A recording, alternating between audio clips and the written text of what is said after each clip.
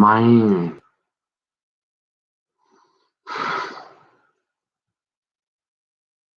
you say, where did you go, Nikki? Nikki, we were so worried about you. I didn't see you. Oh, where was that, Nikki? Man, I was sleeping, dog. I told y'all I needed that nap. Y'all thought I was playing, huh? You thought old Nikki Boy was playing? Oh, no. So, ain't no barking. Let me wake up. Get a little coffee. It's, oh, man. I figured I'd give, you said, well, why did you? I figured I would give my computer a little, that thing they call a fan? Yeah, that thing's gone pretty hot, fast. I'm thinking, but I woke up and it's going. So I guess it don't matter.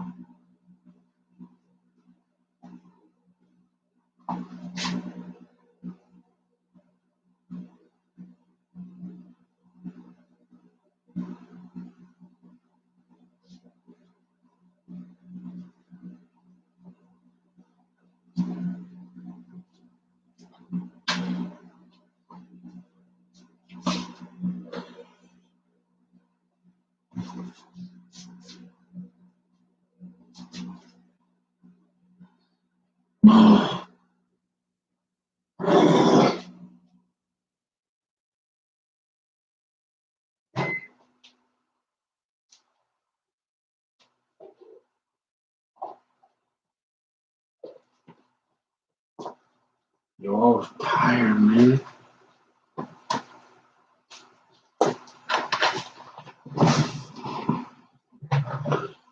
Yo, it's like oh man. That's kind of how it go. When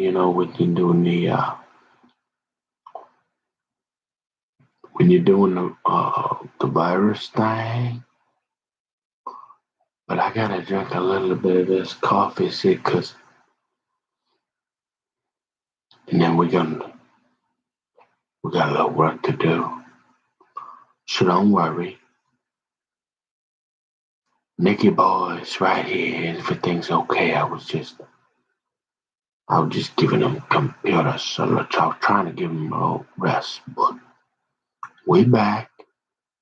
We back at it. Okay. Coffee.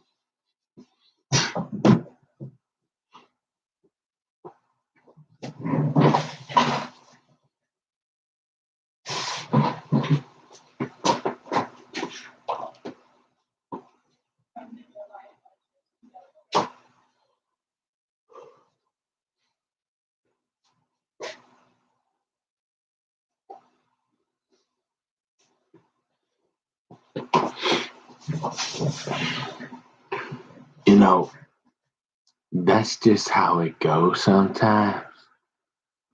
Hey, sometimes you get tired.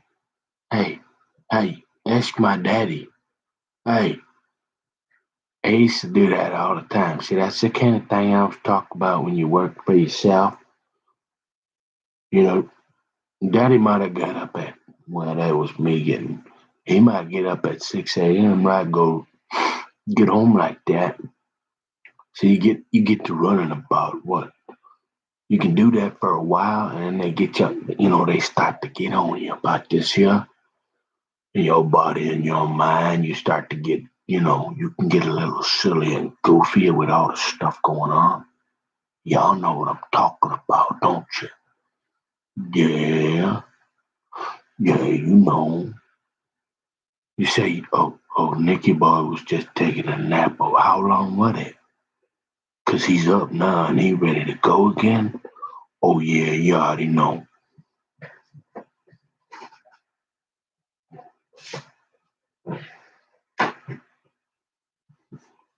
No, seriously though, 'cause like,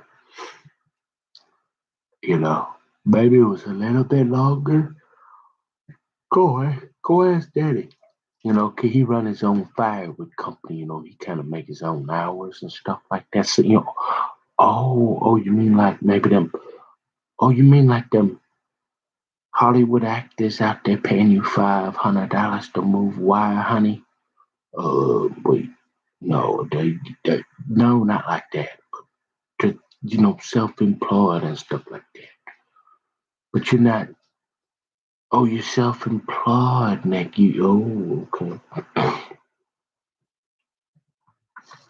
Look, I didn't say that. I just said I needed a nap, man. I'm tired. I was tired.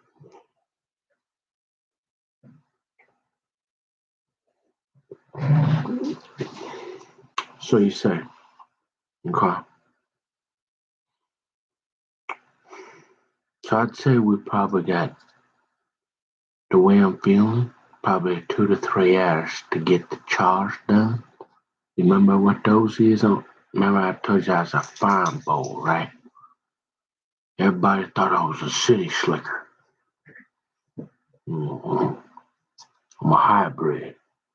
I was like part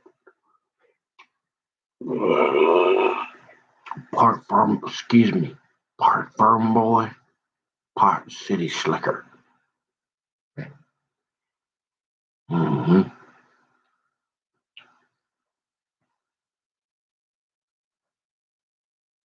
You know how you got that saying around here?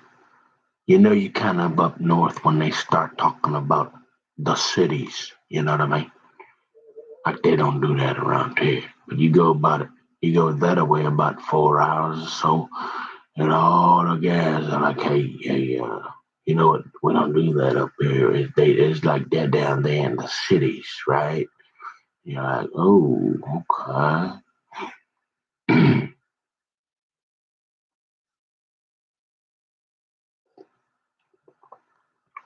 And so you said, boy, that would be a nice way to live, huh? Just taking a nap whenever you feel like it. Well, it comes with the territory. I mean, you just no, I mean, sometimes you gotta take a nap. And I'm telling you, uh, these, I've been going for a while. Man, you old Big Don, when he wouldn't be calling me Sleepy Joe. No, no, no, for like the last month, man. You seen how these videos, when he naps in there? Nah. So I kind of finally got to me. And I just need to take a little nap there. Or yesterday we did too, huh? Or the day before? And who knows, maybe. Because this is all hit a climax or something. Like, I'm just tired, dude. I'm like,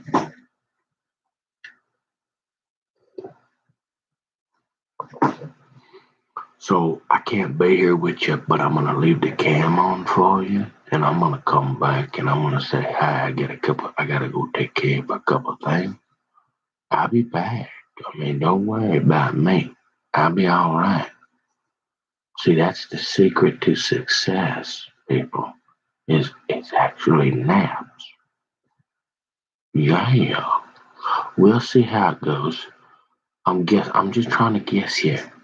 Like, I'm gonna say 2 to 3 hours. I might be back over that. It could be longer. So just in case I don't get to running my mouth again with all them stories that and telling the truth about everybody, I'm gonna go get my chores done first. Kind of like, well, you know. And then we're gonna, hey, oh, you say, oh, then we're gonna tell us a story, Daddy? No, I'm gonna read the Bible, okay? We got an order of an op. You know how, like in mathematics, honey, we got an order of operations, okay? Then, if we whatever time we got left, maybe I tell another story. But I'd rather just, you mind if I sit with mommy and have the kingdom for a while? I'm kind of tired of these stories, anyways. I was hoping to be quiet, but well, and get some work done. Remember, see, old Amarillo Slim. He's like, man, that guy, hey, I just woke up. Hey, what do you want? You want? You can't get blood out of a turnip, hey?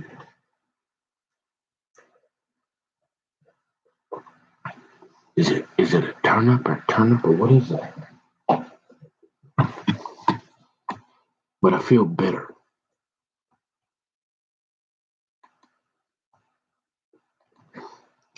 Everybody said, well, we're glad you took a nap. You could have, you could always be doing something worse, right? Oh, yeah. Um,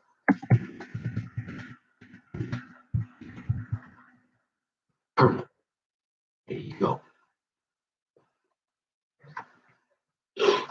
So don't worry. And apparently it didn't matter because it's strange, too. Because when I came back, the dang thing was going again. That fan is going 100%. That it probably be all right for a while. But they used to teach you that. Mike Walker, remember him, the old computer technician back in the day? Yeah, he'd be like, you don't want to do that.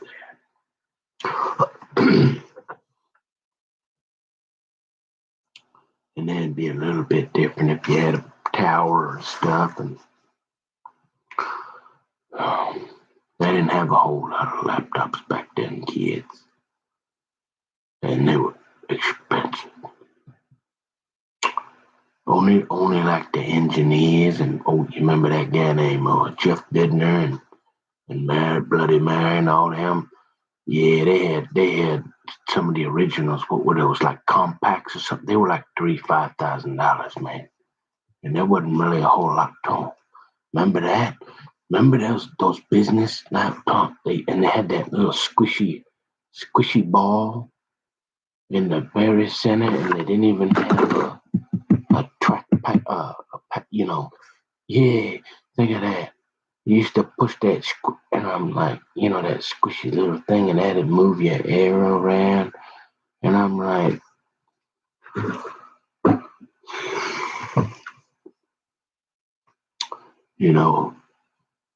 back in the day, it was like HP had some,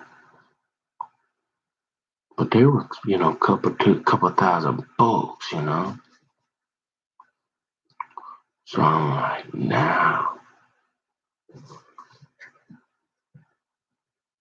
nah, hopefully.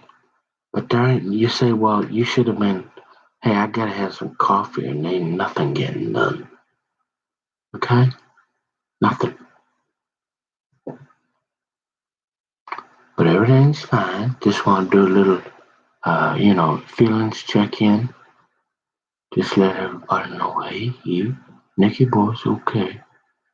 There's no crisis. There's no good crisis going to waste here, folks. We're okay. Don't worry. Oh, coffee.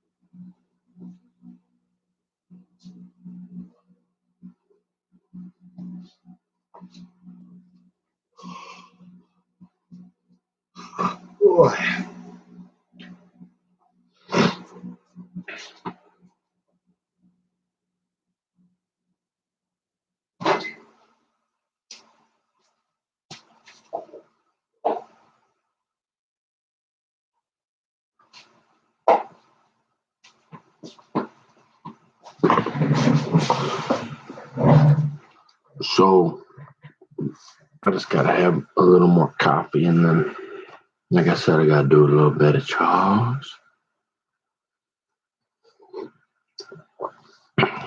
We're gonna read the Bible.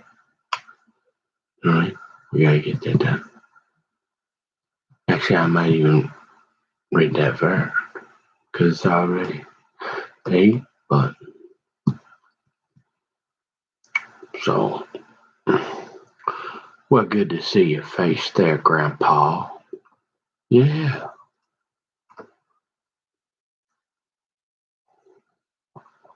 Oh man. You say, what are you drinking? Coffee? Hey, you see, that's what y'all them guys that do this here. Them guys? Remember them guys? Huh? Remember them guys? Okay, we don't really have a rule of when you drink the coffee. You just kind of, whenever you feel like pushing a button, yeah, we do. Okay? And we're like, oh, I just took a nap, and we'll see what happens. You're like, see, because when you get that there going, there's only so much you're really worried about. Remember that? You do.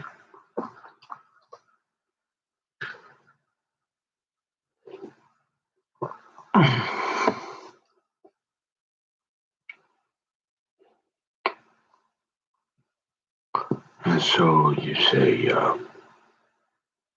okay.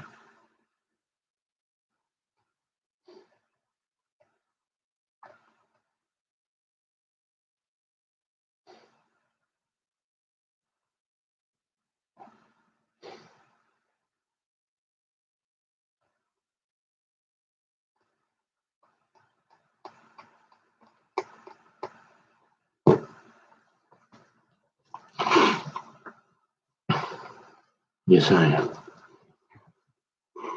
if you didn't have that going there, all this here talking all over the world, this could go real bad.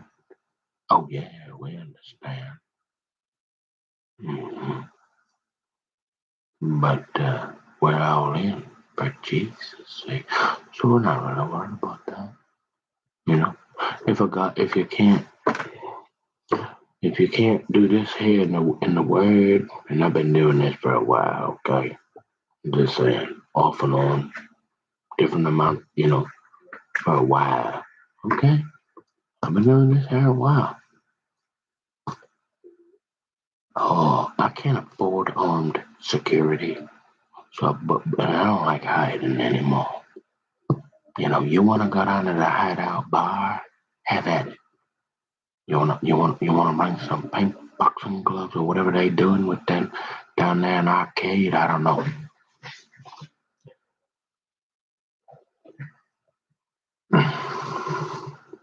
But I figure it's publish or perish. Mm-hmm. So we're gonna do that, and then it's kind of like old Amarillo Slim. I tell you, we're gonna try to get a little refocused, reorganized here. And I think it'll be in a hurry. Okay, you know, I'm okay. I feel like as long as I am respectful with my views, any I don't want to live in a world where somebody can't have and be themselves and feel relatively,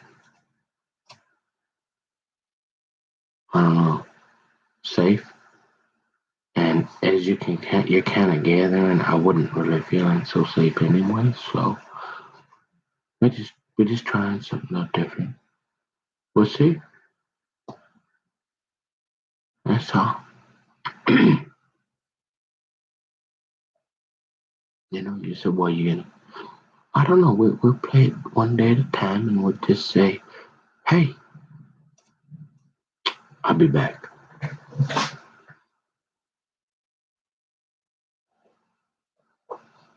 I'd like to finish this here.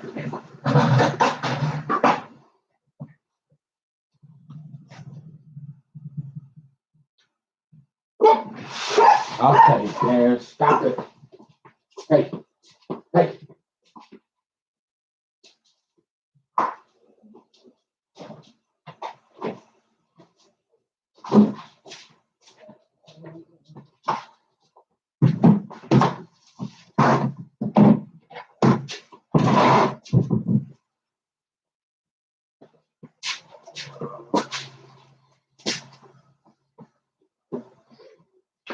Well, we made it, what? Thank God I made it about 20 minutes without a dog bark. Got to wake up a little bit before that. Yep, yep, yep, yep.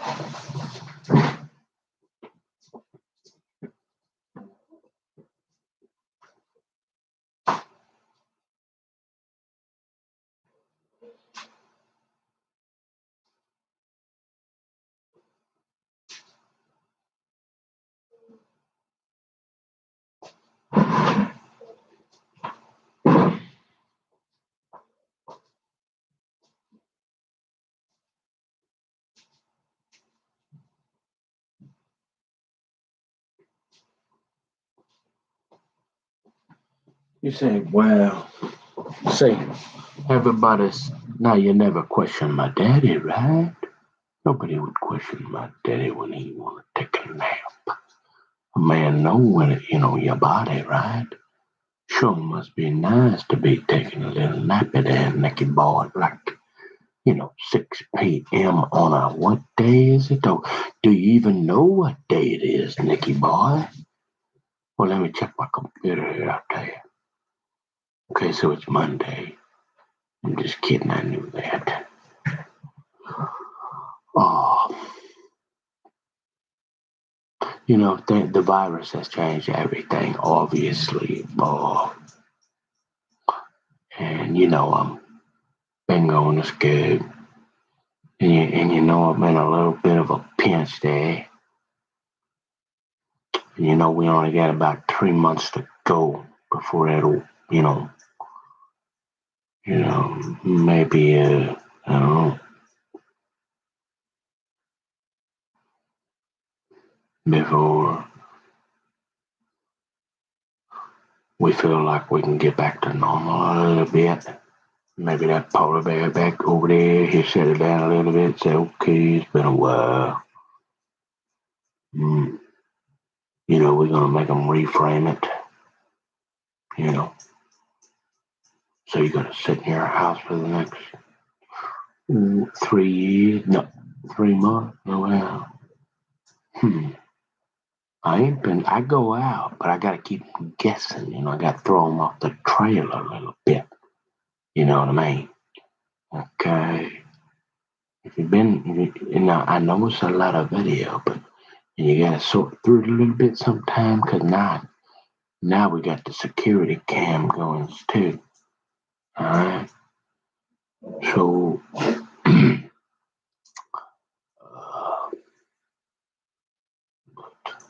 yeah, we kind of have come to the idea that this is probably, other than like Daddy's lap, this is probably the safest place. Mm-hmm. For now. Okay. But, mm-hmm. Okay, so what's gonna matter in 10,000 years that's just about to come out of your mouth, boy? Because we're getting real tired of that running your mouth, son. What do you mean? Well, not all of us get to just take a nap, but my daddy does. He takes one. He's been taking one whenever he wants. Remember that I work for the family business and stuff, so really it ain't none of your business. But it felt good. Oh, yeah. It's one of the fringe benefits of being an only child, I think. And that helped a little bit.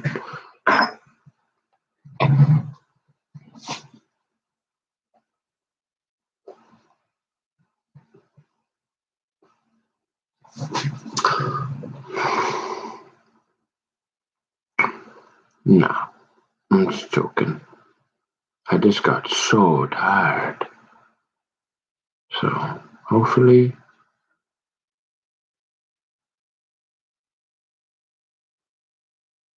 we can just get back in the saddle and get back to work, because time is short.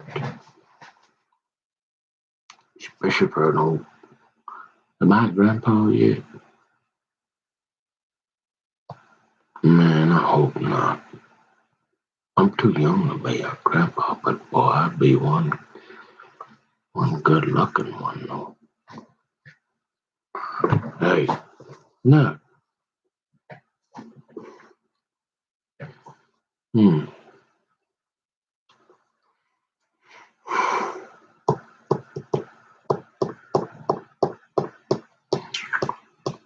So,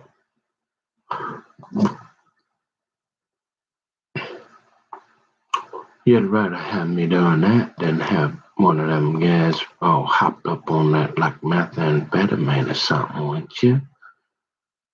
And they're thinking, well, depends. Oh, no, yeah, right, exactly. Yeah, would rather have you do that, take that nap down.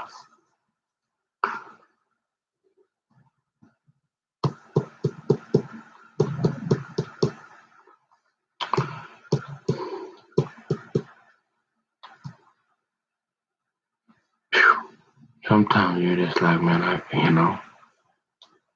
like, so you're saying, like, well, what if you worked the night shift or something?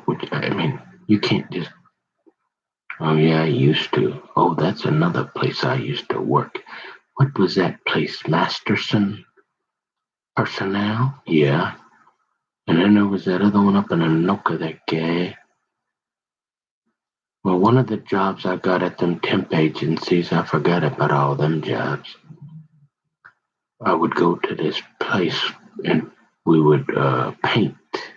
Did that, remember? But this was a different painting job.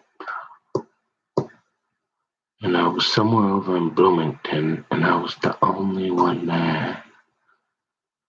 And you had to wait, right? Because they're there during all. This was one of the few times, except for my Jay's restaurant. Remember, there used to be a bunch of them. My mom owned she owned the second to the last one. Can't remember. There was two left. Like there was only two left, and there used to be a bunch. Remember that, Jay's? We're going down. We're going to the dam. We go. We got Jay's Pizza, Jay's Restaurant. Like, who is Jay? He said, get in and work for Joe. And, no, I mean, I don't know. Jay's. He said, it's pretty cool having your mom. Yeah, I mean, it wasn't nothing fancy, but sure, you get to eat. Mm-hmm. Oh, yeah, you get to eat pretty much all the time. And you had yourself a little job, started off washing dishes and all that when I was about like that tall and just for fun. And then the waitresses would give you a few dollars and be like, oh, this is a little bit. I think I can do a little better here when doing then all that fish filleting and stuff I was doing, when I was about that tall. And then maybe not as I got a little older, probably made more filleting them fish, but eventually I worked my way up and,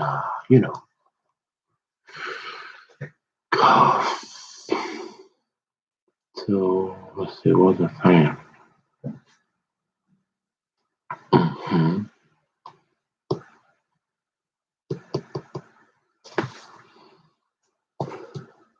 So I'd work in the evenings a little bit, but I'd go over to like Bloomington in this warehouse, or like do I don't know. We were like basically like killing an entire like building, and then they wanted some other few small things like a room here there painted. And if I was really, because it's like Grandpa Gordy. He said, "Look, son, all you got to know is what did he teach us? He's like, there's only two things. Well, maybe three. If the light thing. Don't let Grandpa Gordy catch you not leaving the lights on. Number one was what? He would say, crap rolls downhill, son. That's pretty much really all you know. And if you can remember that, the second thing is, there ain't nothing good happen after dark. Okay. I like to turn the lights off, so you better be home.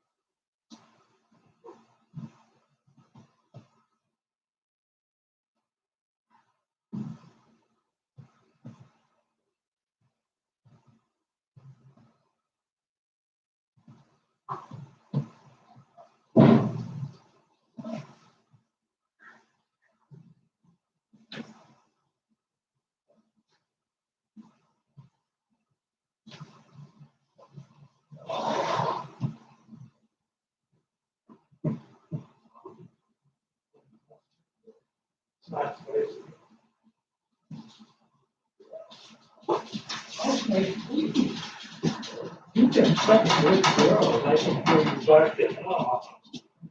Yeah.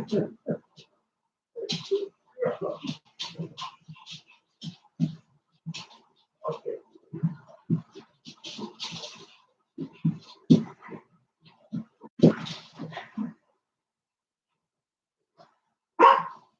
Hey, no fire. I'll open the door.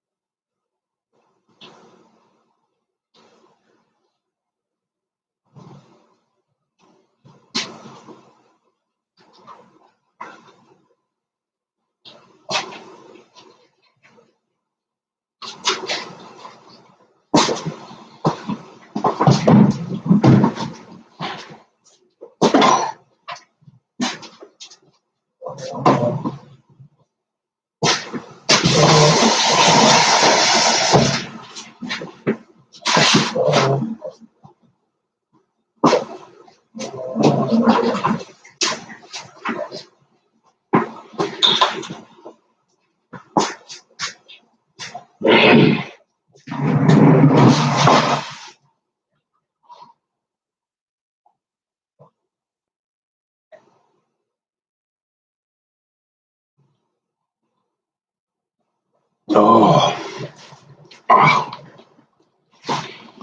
okay. All right, we're alive. Oh, 3 hour nap. So to my, like you just go like a month there.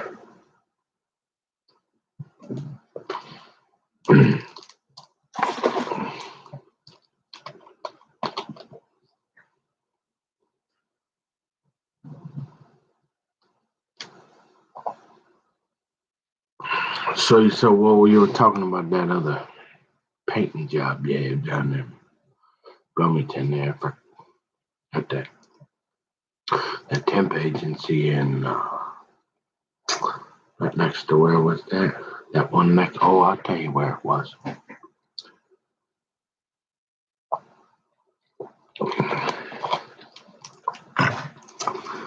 Mm-hmm.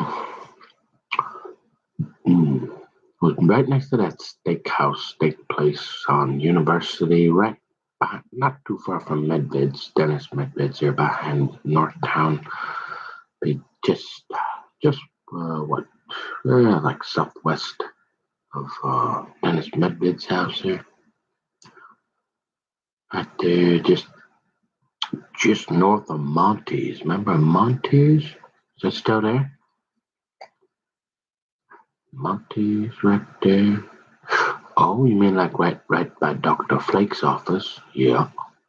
You mean like that, what do they call that? Orthopedic partners or something like that? Yep, that place. But, oh, that's right. Yeah. Dr. Crandall. And, oh, you went to school with a Crandall. Yeah, she was pretty good. I remember her. She was a grade above her, too, you say. Oh, yeah, I remember her. She was pretty cute. She probably gave you a little bit of that. No, never. One of them. She was one of them. What you call it? One of them Rolanders wouldn't even look at you. Uh,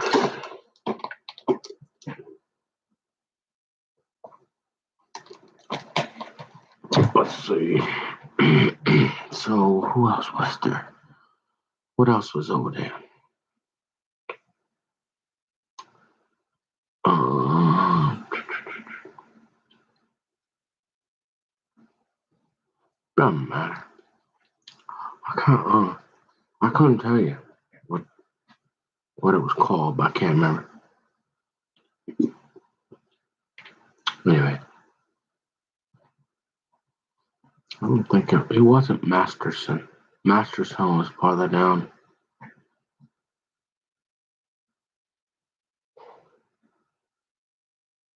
So, anyways, I would go if I got tired. They had a break room with a couch, and yeah, I took a few naps in there. But that was the night shift too, though. You know, I've always been on the farmer hours, like Daddy. Early to bed, early to rise. Mm-hmm. So, well, almost always. Um,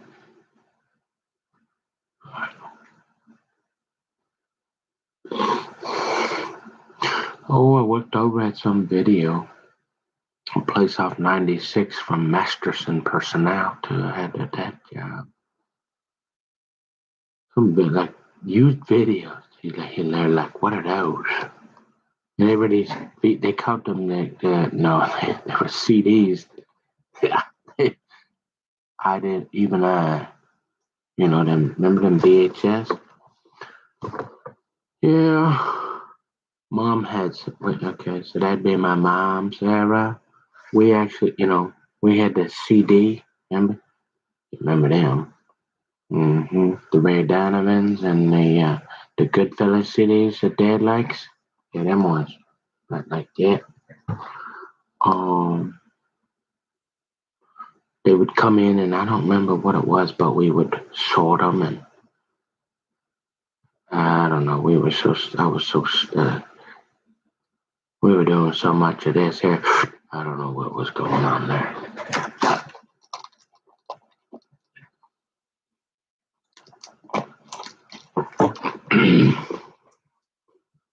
So, so the naps. So yeah, you would.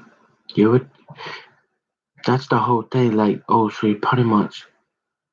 Well, can you imagine being at a so you got like Tom, Emma, and Jason was going. Can you imagine being at a job like in the, like 9 to 5 and like thinking you can? I don't know. It's like you want me to pass out on that floor right there. Where yeah, man, that's probably gonna be bad for business. Where how about I go in the back for a little bit? Bye. Give me 5, 10 minutes. I'll be back.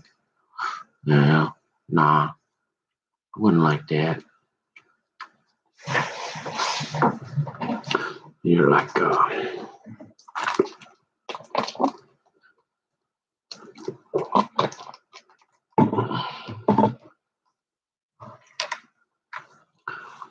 so. Hey, what can I say? I fell asleep. I told ya. I didn't think I was going down for the count like that. So yeah, we better get going now, cause I want to go do some more of that. I don't want to, but I need to. Okay. So what are we doing tonight? We're gonna ban Brother Mo did. What you reading, Brother Mo did tonight? Well, let us get our favorite Bible translation off ready here. Well, let me look for you.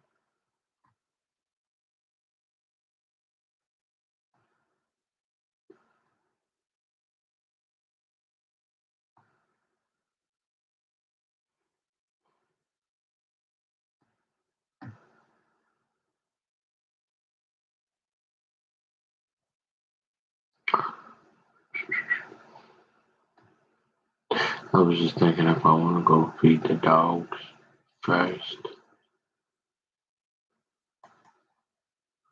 So we're in Numbers 3 and 4.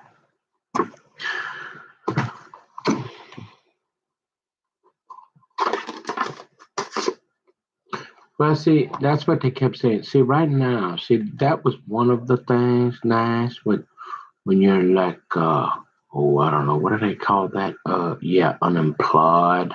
No, but you're going to school and you're finishing up your accounting degree and you only got like one class and you work really, really hard. Nobody's going to hire you now because you had to go on the internet and tell them all that stuff you're thinking about and like everything about all your family. Yeah, you're not getting a job from nobody. So you're like, yeah,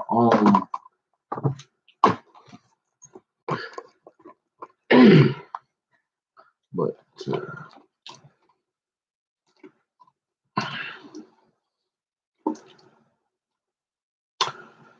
they're like, you remember that small Christian kind of small net family value type little company you was thinking about, maybe nonprofit? Yeah, we'd head in. You want to head in that direction, buddy.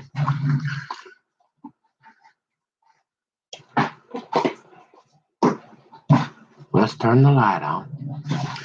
You say for a guy.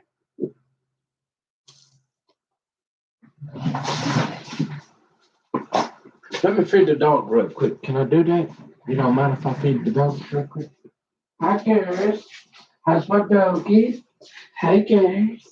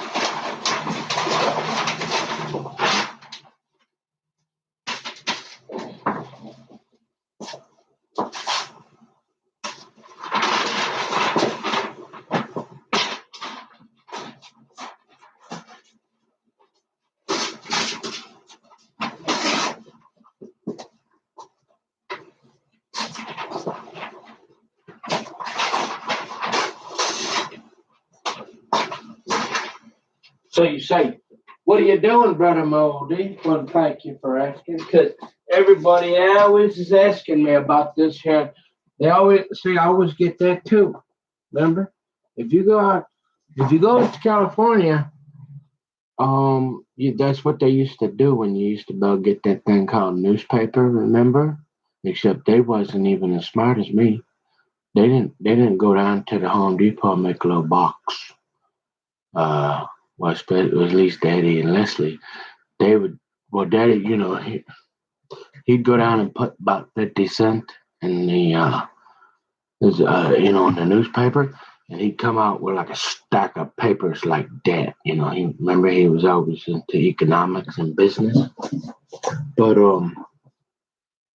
so you'd have no, yeah, there's only like one of those left, he said.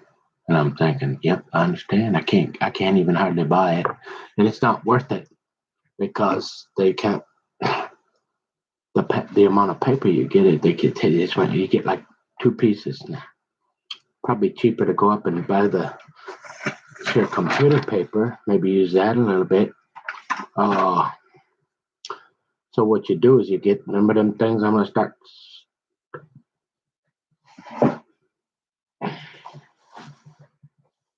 We talked about my business plan a little bit, right? So I was gonna corner the market on these and start selling these for about $50. But what you got to do is you got to supplement this with a little paper. Otherwise, this will be $50 a day right now. Because I only got a little bit of newspaper. And see, Tom used to get mad at me. He's like, because I'd bug him to get newspaper. Because I seen them burning the buildings down. I seen that coming too. Remember that? So I kind of have these instincts. When I knew that was the paper thing was coming, he's always yelling at me, "Go use the paper you got." I'm pretty much out. So I got a little bit left. Like I said, you can get a little bit at the library, not much. But you can't walk in the library and grab, or them guys that seem to like me real well. Yeah, them 2 big polar bears come talking and saying, "Hey, there's other people that want to read them." I'm like, what about my dogs? Like, you want us to, we can talk about that SWAT team again. And I'm like, okay, no. So you're like, hey. So you got a little bit of newspaper, and you put these are $2. That's all you get. And remember, I'm not real rich, so I don't know what we're gonna do. I tried to go up to Menards. You can't. They don't even sell paper, really. I mean, if you think I'm paying, why didn't you train them to go out? If they're small dogs, it's not practical at this point. They never learned to go out. They're over 10 years old, so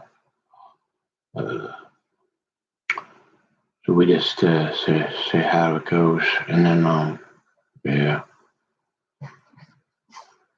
So I'm putting a little bit of pepper over there to try to make this last half a day.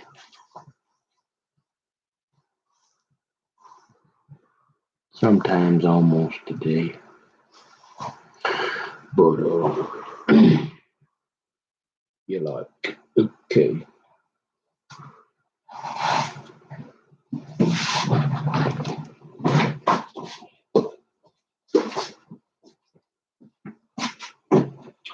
So you remember Jason Lewis? I mean, I took over his title as Mr. Right, I think. No, I'm just playing. And isn't he called Mr.? I never listened to him. Hardly much. A few little bit because he was on right before or after them guys. But it's been many, many years. Probably whenever Emmer became the U.S. Congressman, right about that time I quit listening to all political. And I was not one of, I would listen, remember I would listen to public radio. That's a balanced, not just one, but Because you want to hear both sides, see what they're saying. But you say, plus they got some pretty cool. You know how I'm like that? Remember I wasn't that nerdy guy up in the bathroom doing weird stuff? I was the nerdy guy sitting there doing the puzzles and all that. Remember that guy? That was me. Um, oh, you mean that guy that, like, no, the guy that was sitting there doing the puzzles. And you say, well, so Tom, you see, you get mad at me because I'd get on him by get the paper, get the paper. He's like, you got a whole bunch in the garage that'll last you 10 years. And it's almost gone. Now, it's gonna, yeah, I'm thinking that's about it, your only option for now. But, so, you say, well, okay. What else you got, Grandpa? And I'm thinking, well,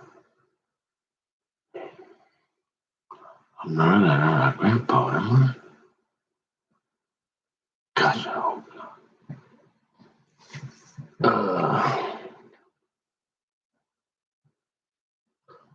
I'm still waking up here.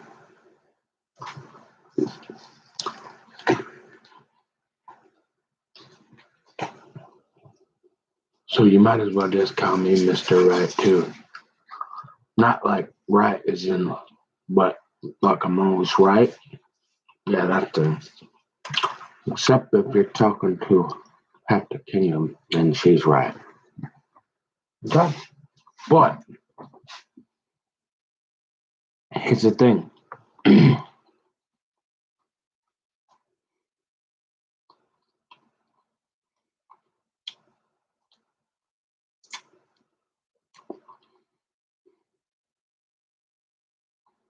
Mm-hmm.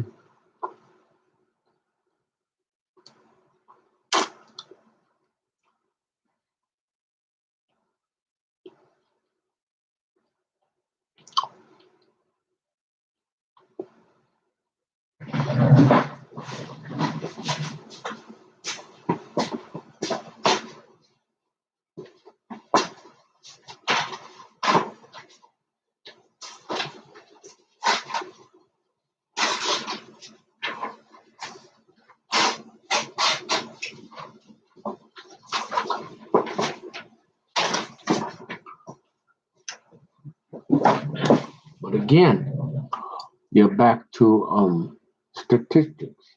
Okay? If you're looking for a gal, you know, like between 18 and 30, book kids, because you're looking to still have a family and stuff, and you could maybe find one or two, but probably not many, especially not up this way. Um, no, yeah, you remember that blue chip thing I was talking about, like that there? Yeah, you might want to go with that color for if you're looking to do that, probably just based on probability and statistics. Um, Let me see. But, so, and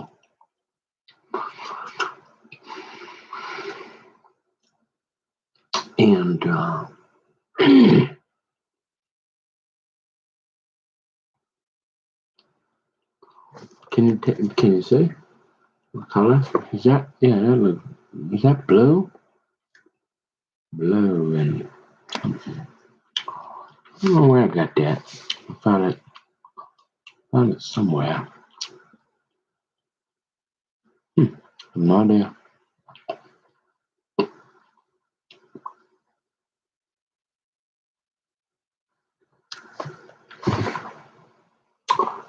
Um,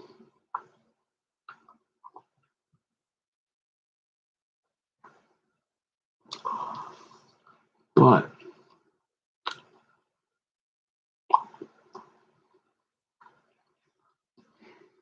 what if you wanna?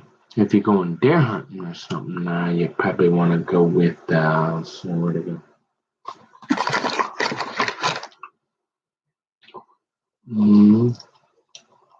Well, you know what color that is. So they get you confused.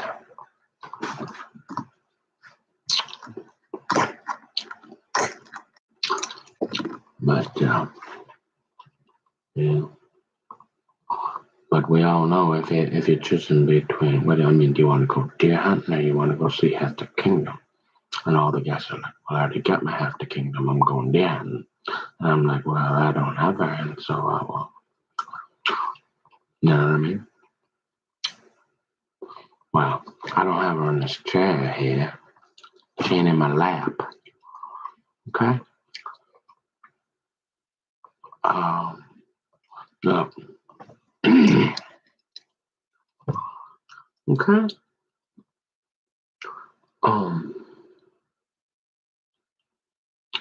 Man, I'm having a tough time getting going. I'm gonna go back to that bed for tonight and we'll see what we get done tomorrow.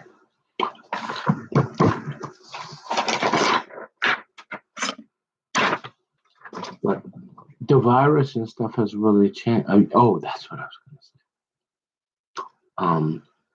See, that was one of the nice things about this virus, right? Because it put about 2 million people, or 200 million, 250 million at least, people unemployed, right? And a lot of people struggling. So guess what? You already know.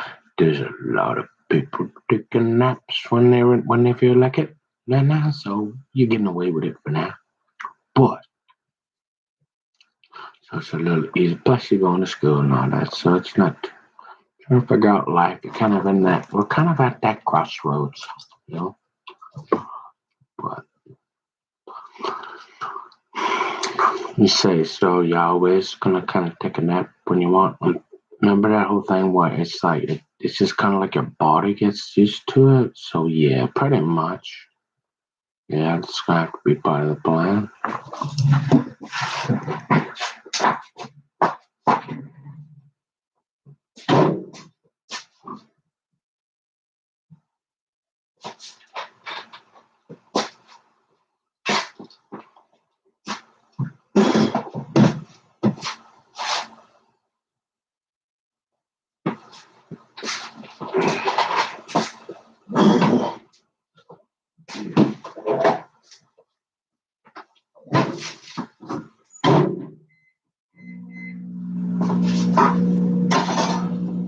Well, and I like to remind them, it's like, remember I got that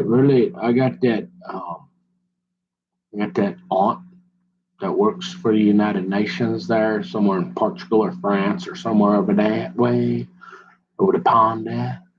Yeah, that really smart, cool one.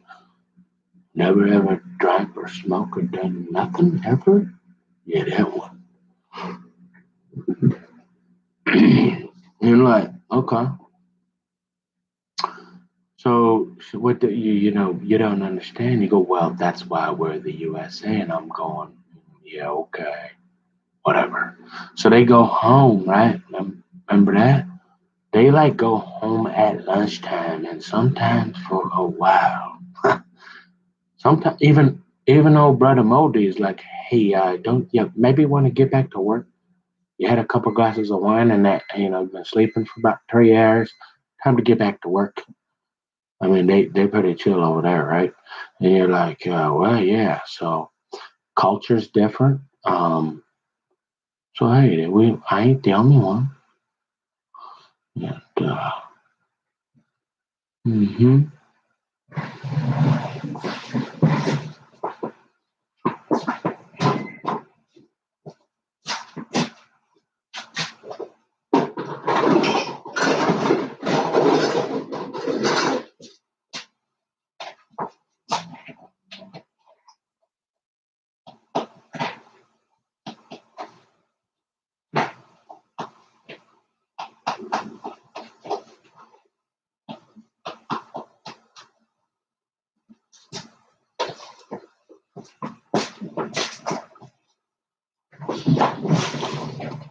I'm still hungry.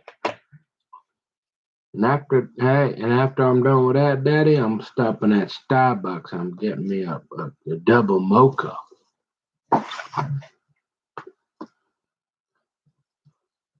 Why did he have to show that?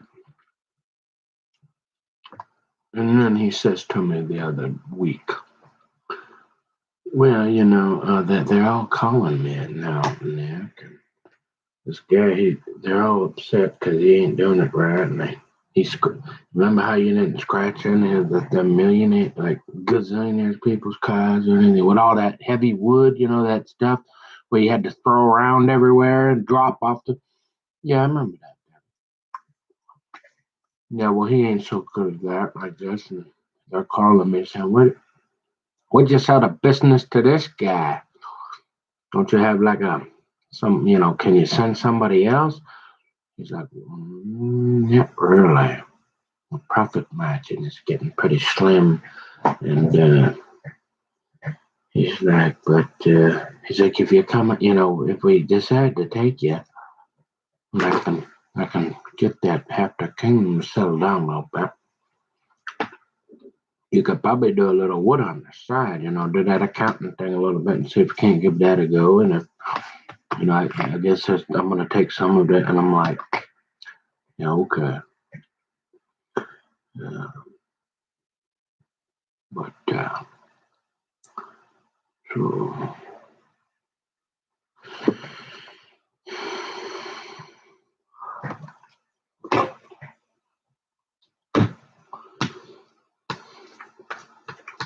Well, you say, well, Nick, do you think why did you have to go? Well, I think I'll leave it up to God, you know what I mean? Because, like, I'm pretty sure if I wanted to make sure I really, really, really piss Leslie and my dad off as much as possible, because now we'll for sure know if they forgive me and it'll all work out.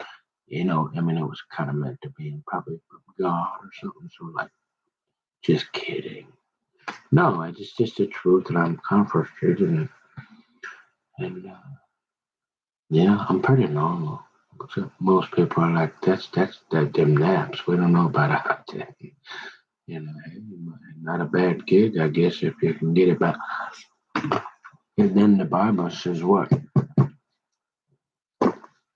O thou sluggard, a little folding of the hands, a little this and a little flip flop here and a little flip flop there. When you shall come to poverty or something. Yeah, but hey, if you're tired, sleep. If you're hungry, eat.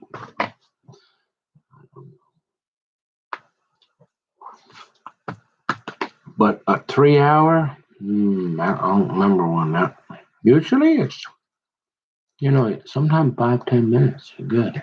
Right? Sometimes no longer. Plus, I'm like kind of old now.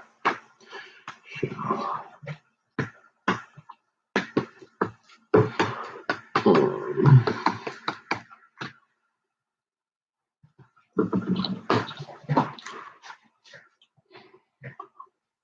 But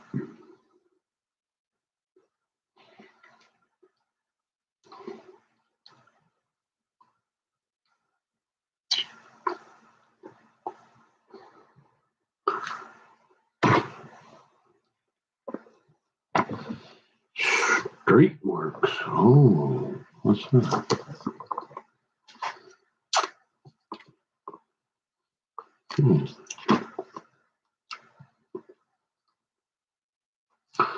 Food sales, drop-in centers. Yeah, you're gonna need remember that background. Oh, what's this? Street Works. Look at that. Oh, what do you got that for, brother Modi? Well, that a volunteer thing I was talking about? Remember that? You know how I got kind of pissed about that? Yeah, we remember that. Yeah, you're not doing anything in here for sure, buddy. Remember that squeaky clean record that we're making near impossible because you just can't seem to go up to Home Depot without acting suspiciously? Yeah. Yeah, you're not doing none of this here. No, never. Probably never this here because this is youth, but right. But that's cool. You can still get your sandwiches and your babos and go down to Franklin with half the kingdom and you'll have your kingdoms in training, right? Yeah, we could do that. Oh, so you say it is? Are you one of those extreme guys? You really sound. Are you sure you're not like? Well, I don't know. See, but I found this too. Look at that. What's that say? Huh? Oh! You said you're fair and balanced. Yeah, 'cause I'm pretty sure Tom Emmert ain't carrying around one of them. Hmm. And now he's like, I am never talking to that guy ever. Yeah. Well, hey, you bring the SWAT team in enough on a guy, and you send enough polar bears to talk to him, you kind of had enough of them. Now, this one's interesting. I don't know why. Do you know how long I've had that? You're saying, where did you get all this? Well, this was in my Bible.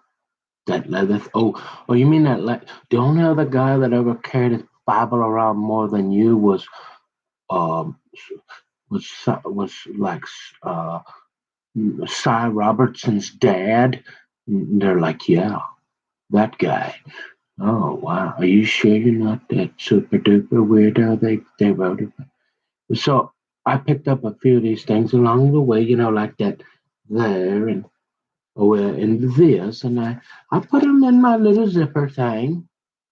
Yeah, because I thought maybe we might run into somebody, one last one that might want to say, hey, how do I know we don't have that water they had down there in North Minneapolis that you thought was a little unsanitary, but can you tell me how to get saved? Because remember, we're supposed to be doing that instead of sitting around arguing about all the little details. Yeah, that thing. You're like, oh, okay.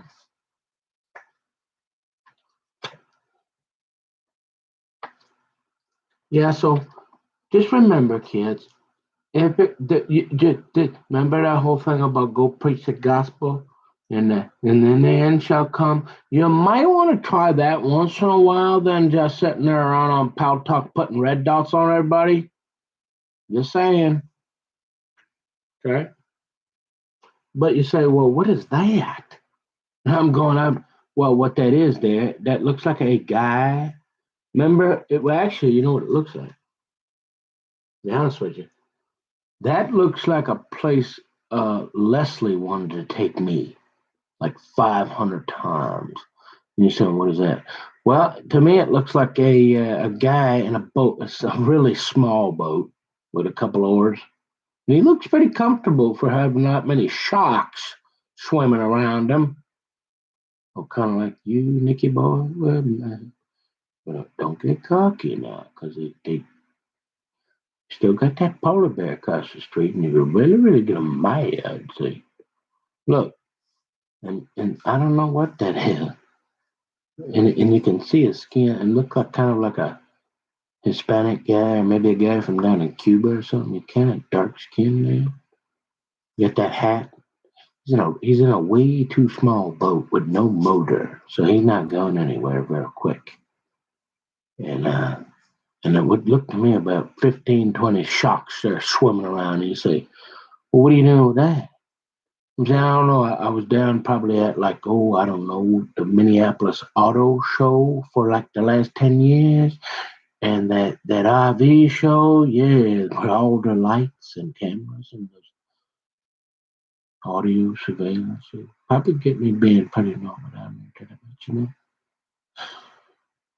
Oh, and you said I probably found that, and I'm like, I have no idea what it is. This is, oh, you know what that is? That's been, I probably had this. I had this so long, I finally pulled this out thinking, I wonder what that says. And stuff like that. And I'm like, yeah, yeah. Yeah, I'm definitely on that. I'm feeling that. Always been a law enforcement. Hey, military. Look, again, and it's different. Military. If those guys wasn't over there doing that, then hey, they're sacrificing from their families. A lot of guys over there make our lives possible. Yeah. So, anyways, but these guys here seem to like kind of do what they want sometimes. Like follow unless you ran and then tell you what to do and stuff. So I'm kind of ready to give old Never Again a call, see if she got any salad yet still. All right. But this one here, you're like, So something to do with, I found this down here.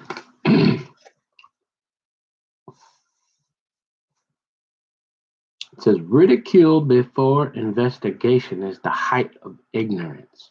That sounds like what they're doing to me. Ridicule before investigation.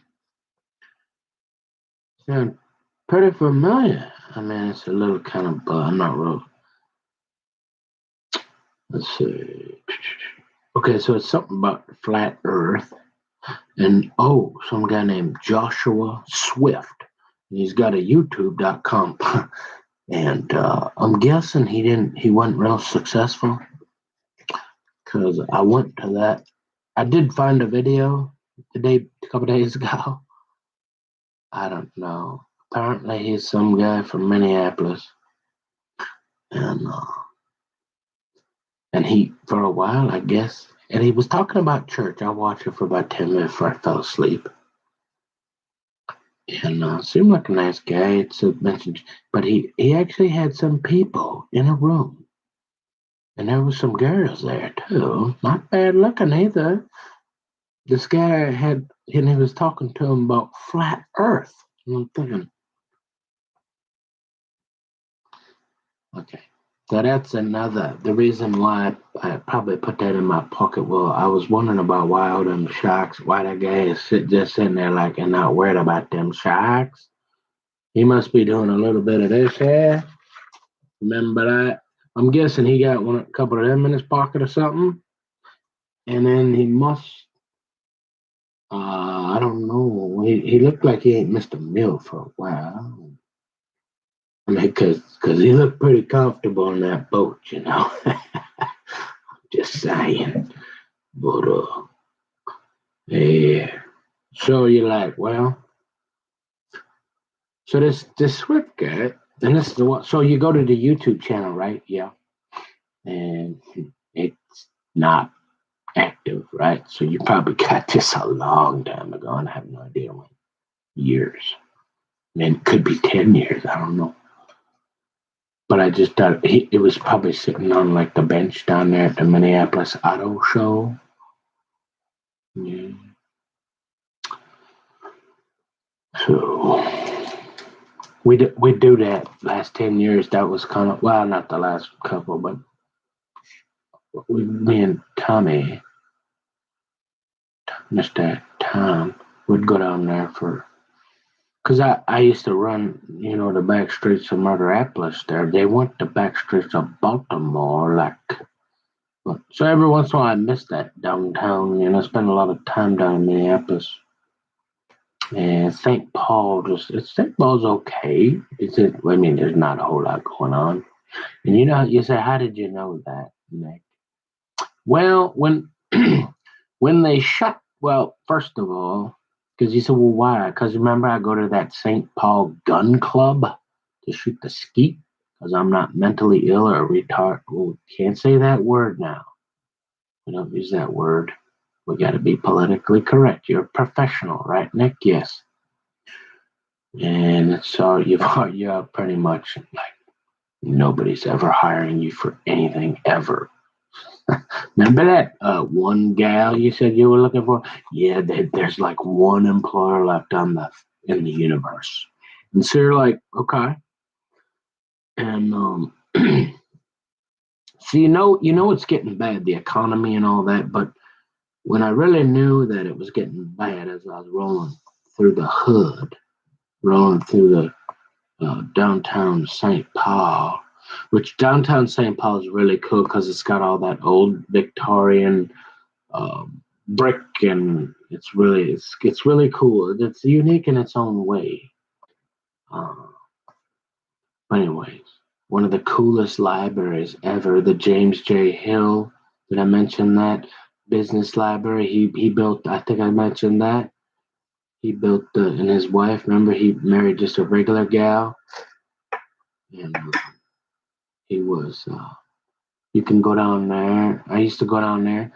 Oh, you mean you weren't sitting around being a weirdo all the time? No, we like me and my mom when I first moved up here. We'd go. They got the Minnesota Historical Society.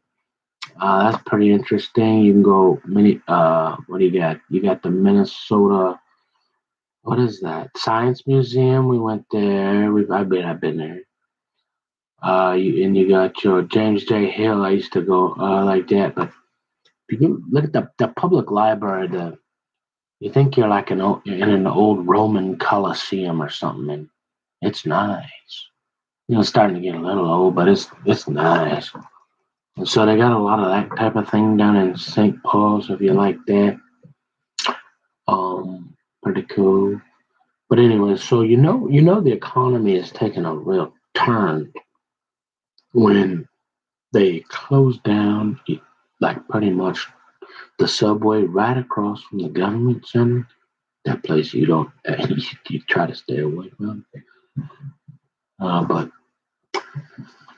yeah, and then they got the homeless encampment, and I'm like, this is not LA. If you go out to LA, did I tell you this? I can't remember all the stuff I said, but this is important stuff. If you go out to LA, well, not only is you think I'm weird, right? There for like hundreds of miles of tents up and down the coast and right out of down. I mean, you'd think it looks like you're in Tijuana or something. Okay, for a while. But anyways, not in St. Paul, but I noticed they let a homeless encampment down there, and so it must be getting bad because when my mom worked there down there at that with the old detox, my mom worked down there for 20 years inside the building there. Right across the street, they're letting people they got a homeless encampment there now. That's a bad sign. And then they shut my subway down. Okay. There might be one left somewhere in the Skyway, maybe next to Caribou Cup, but they closed my subway down. So now I got to go all the way inside and all that. It's bad. So, anyways, he said, tell us, finish that so we can do the Bible reading and, can get back to bed. And he said, flat Earth. So the reason I picked up that cord was I'm still trying to figure out how that guy can be so comfortable, but talk about the peace that passes all understanding, like you get all them sharks and Leslie's saying, hey, you want to go surfing and you're just chilling? Like, whatever. Do what you got to do, Paulo Bear. And you're just like, hey, flat Earth. They've been talking.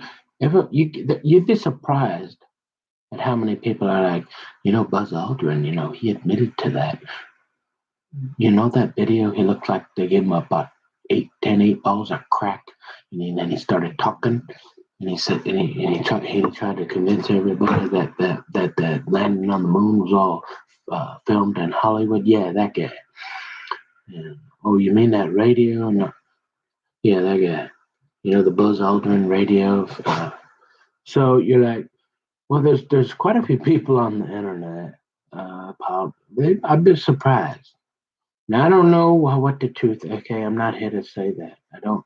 Is it possible? The Bible talks about the four corners of the earth. There's different. I mean, is hell is somewhere at the end of there? What are they hiding up there in the North Pole? They say. Is that like the end of? Is it really round and all that? They said we'll just go up and look, and maybe sometime I'll tell you a little more of that, but it doesn't matter. Anyways, I tried to go to that guy's YouTube and it wasn't there, so I just kind of Googled his name and found a video.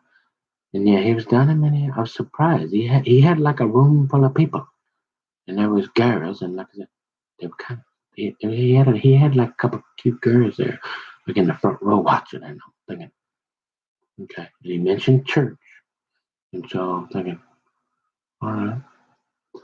So you say so you'd be open to a flag? I mean, I listen to what you got to say.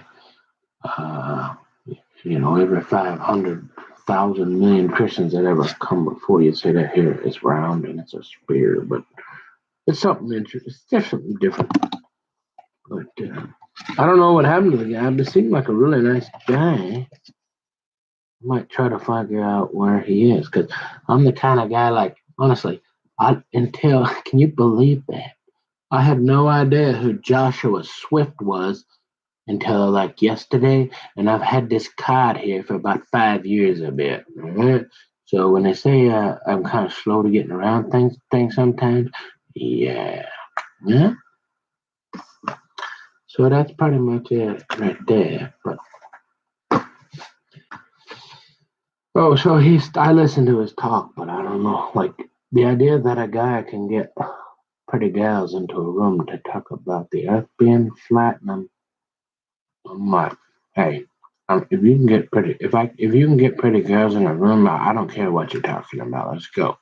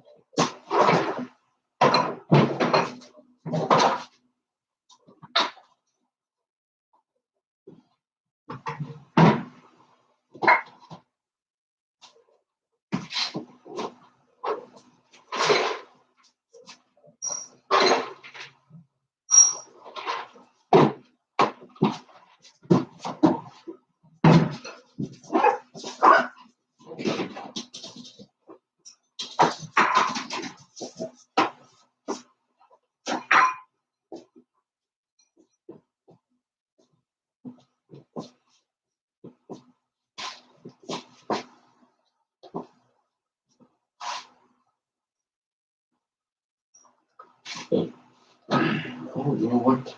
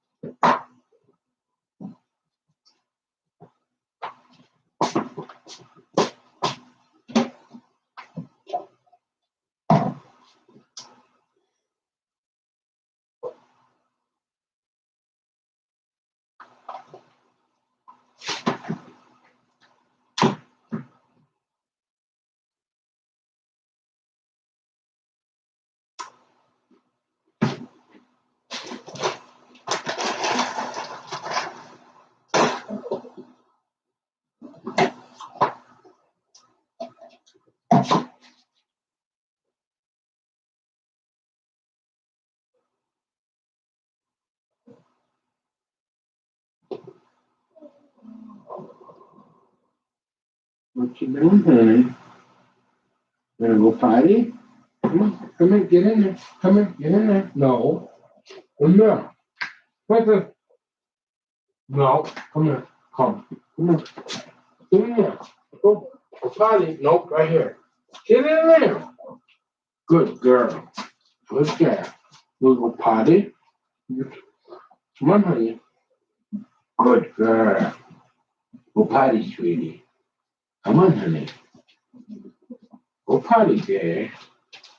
Good doggies. Oh, glasses. Oh, you're such a good girl. Thank you for go potty in the potty box. Thank you, honey. Oh, you're always doing.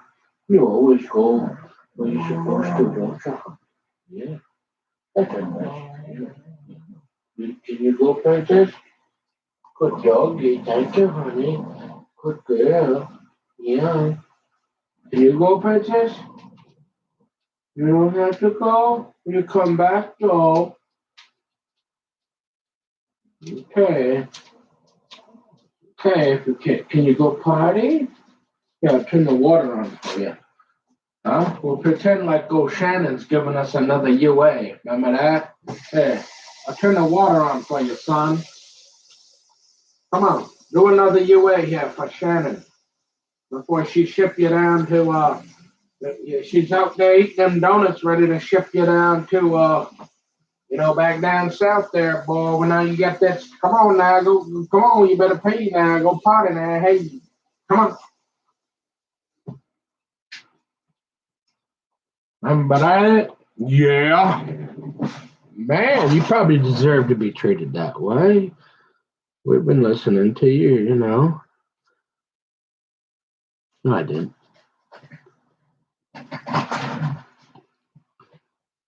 And that is not a dangerous weapon. I don't care what you wrap around it.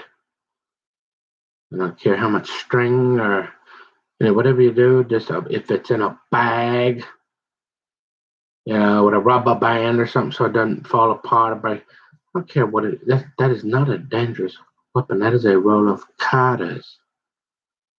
But what y'all got out running, that looked a little dangerous, though. For me.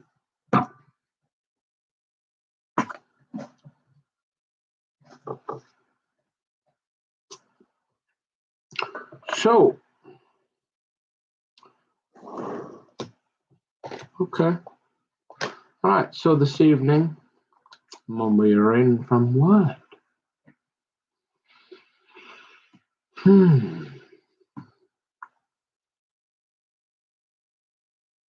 Thank God. God bless YouTube. God, man, this just makes me want to be, man. YouTube, if unless they haven't got around to and I've tried to keep it. I've tried not to cuss. I got a little excited with old Matty there, but for the most part, I think I've been pretty G-rated, Japan, and so I would appreciate that I'm gonna make these here videos, especially live because it saves you some time. Because otherwise, I mean, I was doing them. You said, "Well, boy, you really want to." I was making them privately because I was going to edit them, but then it takes you about 1 day to up. It'll take you like 24 hours to upload one video. And I'm like, no, we're not doing that. So, and it still takes a little while, right? Sometimes I think, yeah, it still takes a while, but it's a lot faster. And you're like, okay, numbers 3 and 4, Brother Modi. And we'll be reading. We're going to give the congregation a little time to get prepared and get their favorite Bible translation ready. You already know Brother Modi will be reading out of the King James Version, authorized version. And you say, how many times have we got to tell you that old George Washington come over to Potomac for us? Remember that? We don't, the whole idea, how about that New American Standard or NSV? You got anything else than that old British English? Yeah, I got a whole bunch. Have the kingdom in the plastic with the pink highlighter, honey. You ready? Well, I got some Bibles, Gary. She's like, well, okay. I'm just saying, I'm not talking to nobody indirectly here. I'm just saying, if there's a gal out there, right? I guess I still got these Bibles here. In the plastic. And if you that one gal you think that God maybe had for me, go ahead so you can send me that message. That's all we need. Daddy says, there's even hope for you, son. I believe that there's somebody for everybody. And, if that doesn't work, I'll meet you at the bunny ranch just so you get to touch a woman one time before you die, son. I said, don't start talking about Katy Perry's Daddy. Now, easy. Let's hold on now. Can we focus on this? You said there's somebody for everybody, right, Daddy? Yes, son. Okay. So if you think you're that one, hey, I got them Bibles there over here. Right in the plastic. Yep. And if you're real nice to me and I think you're the one, I'll probably go up and get you that brand new pink highlighter and we'll have a look at them.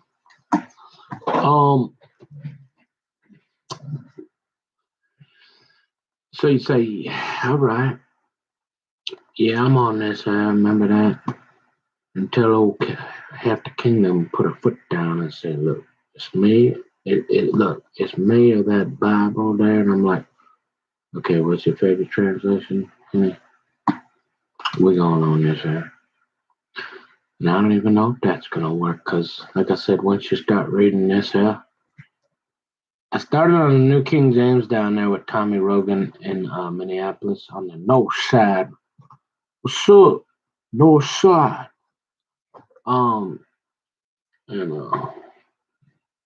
So, naturally, I did not want to go trying to go from that was what they used there was the New King James, right? And trying to go, I felt like I was going backwards, going through. And after you get reading, you notice the words. They bother me. So that's why I haven't been able to. And if you do a little study, folks, even 10, 15 minutes, you'll see some of this, just 5 minutes, you'll see some of the major things that these for-profit Bibles have changed in it. If you're even like a cosmic bozo pinhead like me, you can pick up on what they're putting down. And it kind of just, I don't know, bothers me.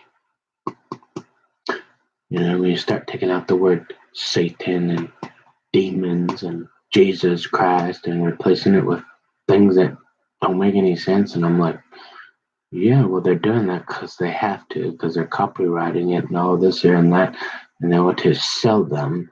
And remember, this one here, because but you can print this in its original form as long as the internet is still there. So I'd probably go and print a couple and then buy a copy machine and a bunch of, so if you want to pass them, because once so Al Gore shuts this here internet down, it's going to be pretty tough to get print the Bible. Just playing, not really. Okay, so let me get something to drink. I'll give it. Yeah, you want to get a little something to drink, and then I'll read from Numbers 3 and 5.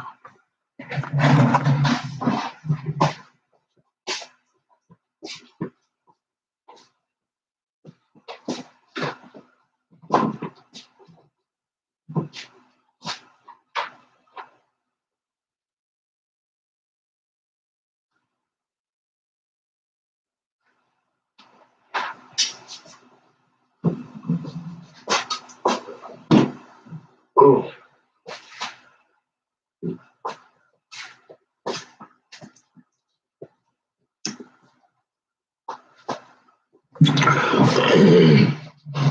All right, the Levites are set apart. These also are the generations of Aaron and Moses in the day that the Lord spake with Moses in Mount Sinai. And these are the names of the sons of Aaron: Nadab the firstborn, and Abihu, Eleazar, Ithamar, and Ithamar.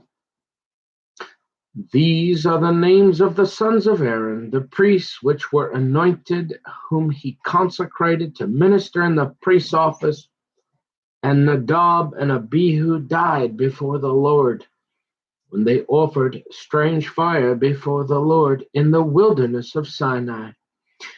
And they had no children, and Eleazar and Ithamar ministered in the priest's office in the sight of Aaron their father.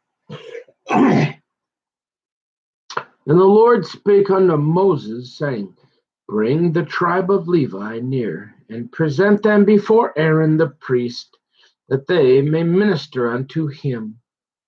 And they shall keep his charge and the charge of the whole congregation before the tabernacle of the congregation. That's like the shekel of the sanctuary, you know what I mean? Like, that just sounds like a cool place you want to go, right? The shekel of the sanctuary. I want to go to the tabernacle of the congregation to do the service of the tabernacle.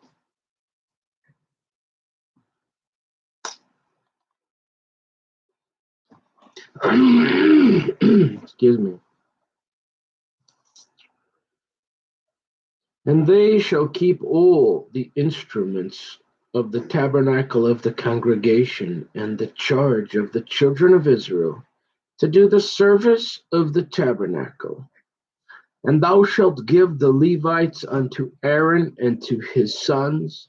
They are wholly given unto him out of the children of Israel. And thou shalt appoint Aaron and his sons, and they shall wait on their priest's office, and the stranger that cometh nigh shall be put to death. The redemption of the firstborn. Remember that? That was me. Huh? Everywhere. All sides. Yeah. Everywhere. Yeah. Don't they have some rules about that? No, but that's the Old Testament that we're reading. But hey, we can maybe remember some of how them principles work.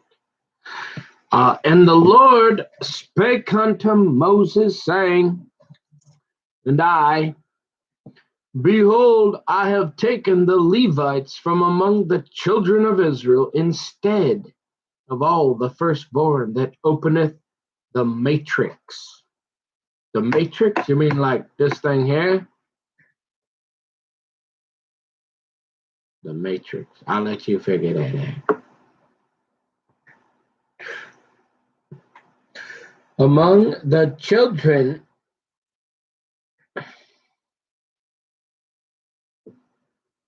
of Israel. Therefore the Levites shall be mine, because all the firstborn are mine. You want me to talk in my inside calm voice, don't you? It makes you more comfortable. Okay, I'll try. I've got to modify, and it actually takes more work, more energy to talk softer, because it's not a natural voice. But if it'll make you feel better, Dave. Among the children of Israel, therefore the Levites shall be mine, because all the firstborn are mine. For on the day that I smote all the firstborn in the land of Egypt, I hallowed unto me all the firstborn in Israel, both man and beast. Mine shall they be. I am the Lord. You know. And the Lord spake unto Moses in the wilderness of Sinai, saying, Number the children of Levi after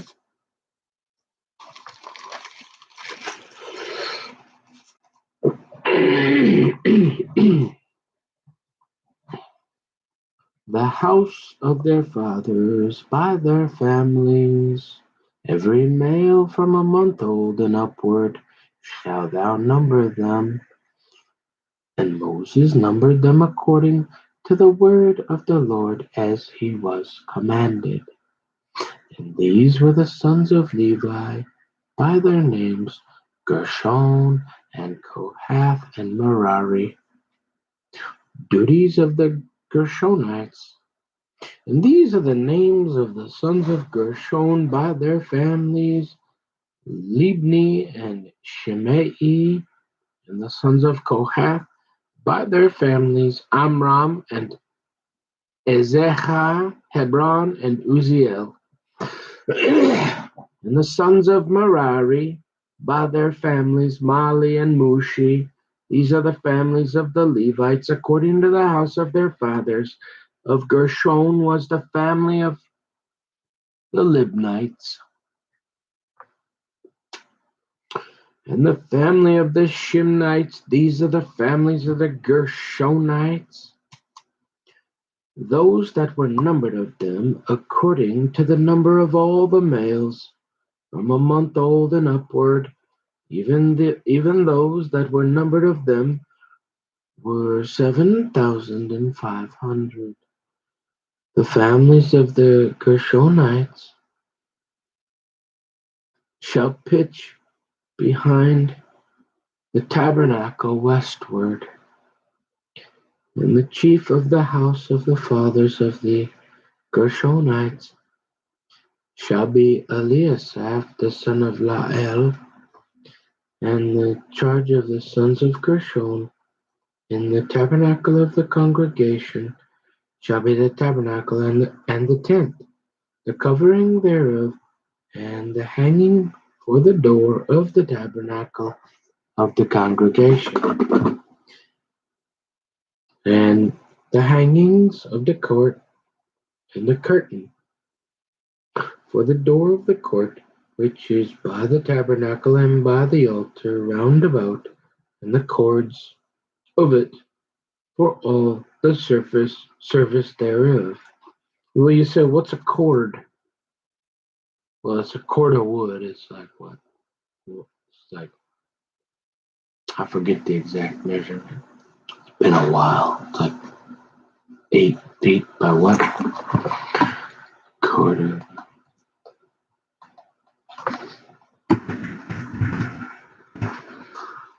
Yeah, what are the dimensions? I see, it's 128 cubic feet. How is that? So it's basically 8 by 4. Except if you're getting up, if you get it, if you calling up Marky Mark, yeah, it's like 7 by 3. I'm just saying, okay. And yeah, you see, you want to like, nah, I'm just playing.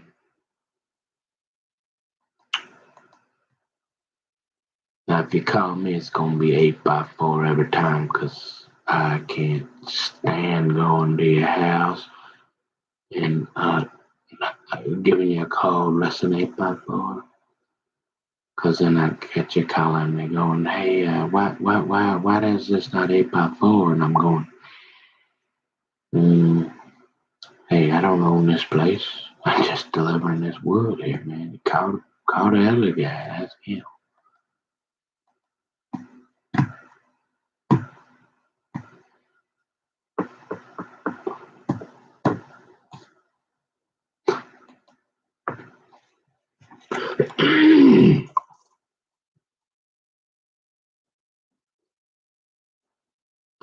Duties of the Kohathites.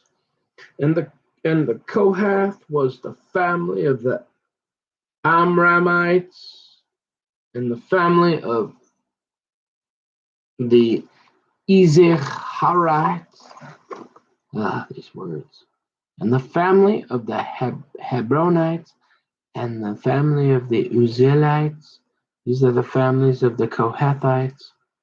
And the number of all the males from a month old and upward were 8,600, keeping the charge of the sanctuary. There go another one I like. So what do we got? We got the tabernacle of the congregation. We got the shekel of the sanctuary. And we got the keeping of the charge of the.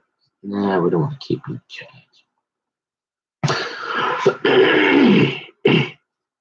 The families, man. I gotta go clear my throat.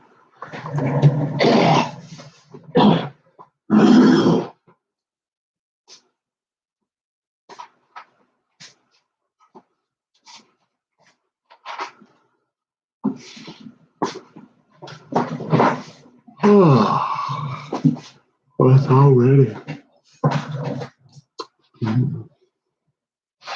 The families of the sons of Kohath shall pitch on the side of the tabernacle southward, and the chief of the house of the father of the families of the Kohathites shall be Elizaphan, the son of Uzziel.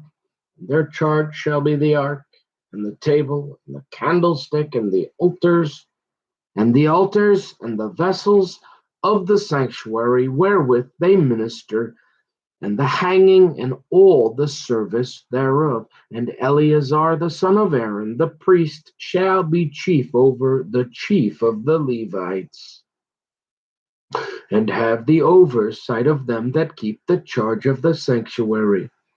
Duties of the sons of Merari. Of Merari was the family of the Molites, and the family of the Mushites. These are the families of Merari. And those that were numbered of them, according to the number of all the males, from a month old and upward, were 6,200. And the chief of the house of the father of the families of Merari was Zurael, the son of Abihail. These shall pitch on the side of the tabernacle northward. And under the custody and charge of the sons of Merari shall be the boards of the tabernacle, and the bars thereof, and the pillars thereof, and the sockets thereof, and all the vessels thereof, and all that serveth thereto. The pillars of the court round about, and their sockets, and their pins, and their cords. But those that encamp before the tabernacle toward the east, even before the tabernacle of the congregation eastward, shall be Moses and Aaron and his sons, keeping the charge of the sanctuary for the charge of the children of Israel. And the stranger that cometh nigh shall be put to death. All that were numbered of the Levites, which Moses and Aaron numbered at the commandment of the Lord throughout their families. All the males from a month old and upward were 22,000. And the Lord said unto Moses, Number all the firstborn of the males of the children of Israel, from a month old and upward, and take the number of their names. And thou shalt take the Levi test for me. I am the Lord. Instead of all the firstborn among the children of Israel, and the cattle of the Levites, instead of all the firstlings among the cattle of the children of Israel. And Moses numbered, as the Lord commanded him, all the firstborn among the children of Israel, and all the firstborn males by the number of names, from a month old and upward. Of those that were numbered of them were 20,213. And the Lord spake unto Moses, saying, Take the Levites instead of all the firstborn among the children of Israel, and the cattle of the Levites instead of their cattle, and the Levites shall be mine. I am the Lord. And for those that are to be redeemed of the 203 score, a score is 20, and 13 of the firstborn of the children of Israel, which are more than the Levites. Thou shalt even take 5 shekels. I don't know. It's just some change. Thou shalt even take 5 shekels, a piece by the pole, and the shekel of the sanctuary. Don't that sound neat? I think that's neat. I'm going to go to the shekel of the sanctuary. I'm pretty sure I was down there in St. Paul at Adath, ADA. Look it up. Rabbi Z. Remember that? Go read that. I talked to him on the phone.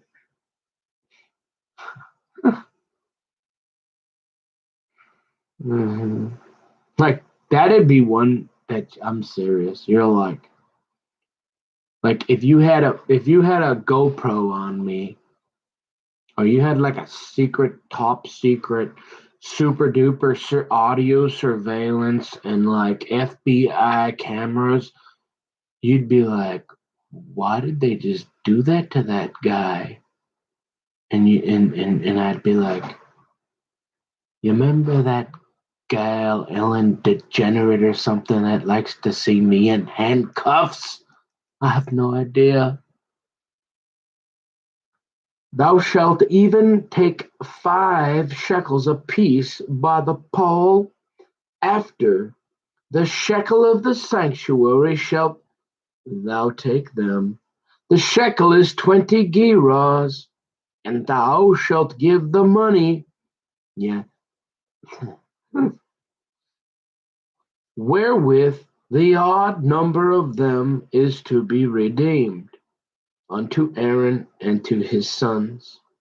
And Moses took the redemption money of them that were over and above them that were redeemed by the Levites. Of the firstborn of the children of Israel took he the money, 1,365 shekels after the shekel of the sanctuary. And Moses gave the money of them that were redeemed unto Aaron and to his sons, according to the word of the Lord, excuse me, as the Lord commanded Moses. So now I'm on to Numbers 4. I'm telling you, this is it's pretty cool to be able to. You say, well, this probably ain't the only platform. I'm sure there's, but this is kind of one of the originals, or first. It's pretty simple, right? I can get my points out. I can save these videos, right, for 10,000 years. Yeah, I'm pretty sure Jesus is coming back before then. But you say, well, We think that was pretty good. You read a whole chapter and you didn't like it. You didn't like say 1,000 things. And I say, yeah, we getting right now. We're getting right back in there. You know what I mean? Squeezing out the tooth.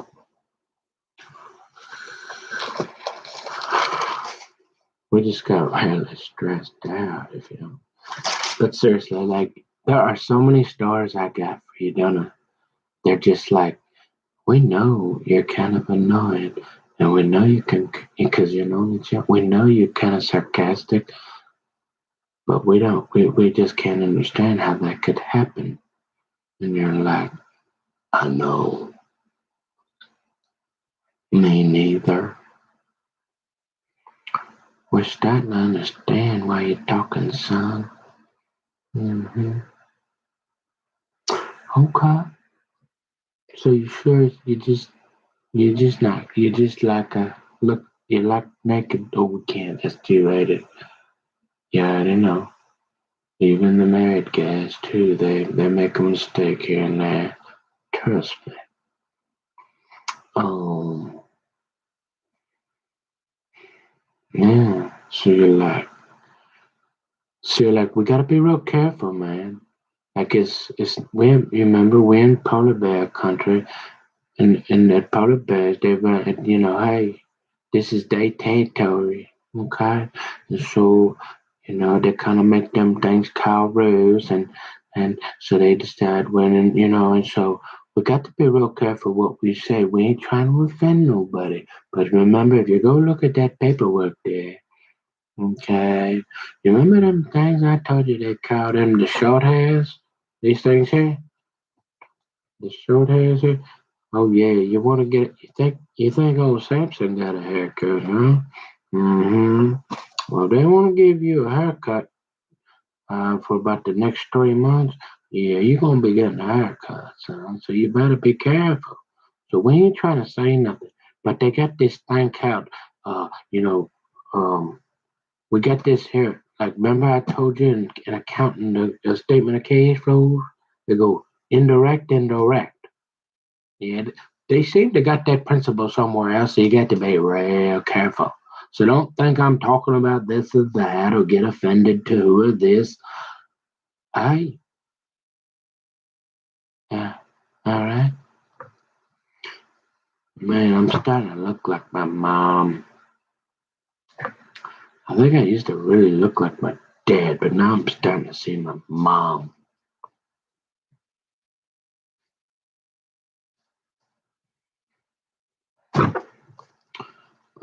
So we don't want to hurt, we ain't trying to hurt nobody's feelings or get anybody all upset, but we got uh, we got Rose here for at least another 3 months, it looks like.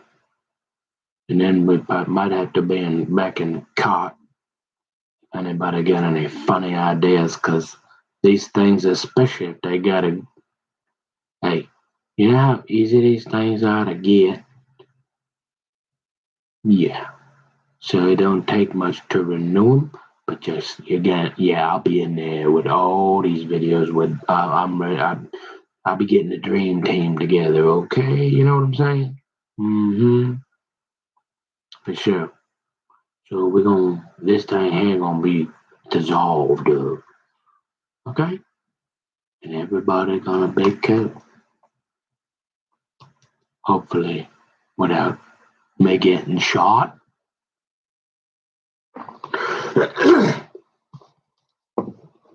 So we in Numbers 4, further duties of the Levites. And the Lord spake unto Moses, or Moses. If you was down in the shekel of the sanctuary, they'd be like Moshe or Moses or Moshe.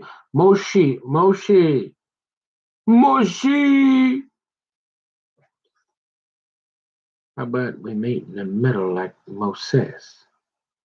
Nah, we'll do Moses because otherwise people are like, huh? Unto Moses and unto Aaron, saying, take the sum of the sons of Kohath from among the sons of Levi, excuse me, man, like, there's another question. You're like, God, why would you do that to me? Like, I don't smoke. Why do I have to clear my throat like that? Or why did I have, if, how could you possibly give me, remember that thing called nature? Why would you give me a loud, booming voice if it takes more effort for me to talk real soft so people don't get all nervous? Yeah, that'll be on my top 10 list. Take the sum of the sons of Kohath from among the sons of Levi, and they won't let a guy fillet a fish on Facebook. Yeah, I'm never going to forget that one. I'm going to be using that one forever.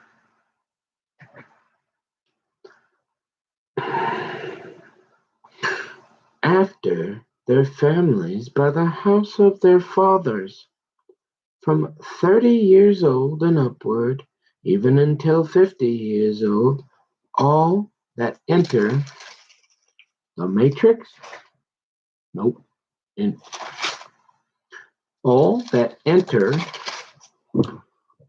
into the host to do the work in the tabernacle of the congregation, this shall be the service of the sons of Kohath. Oh, in the tabernacle of the congregation. Oh boy, this is a long chapter here.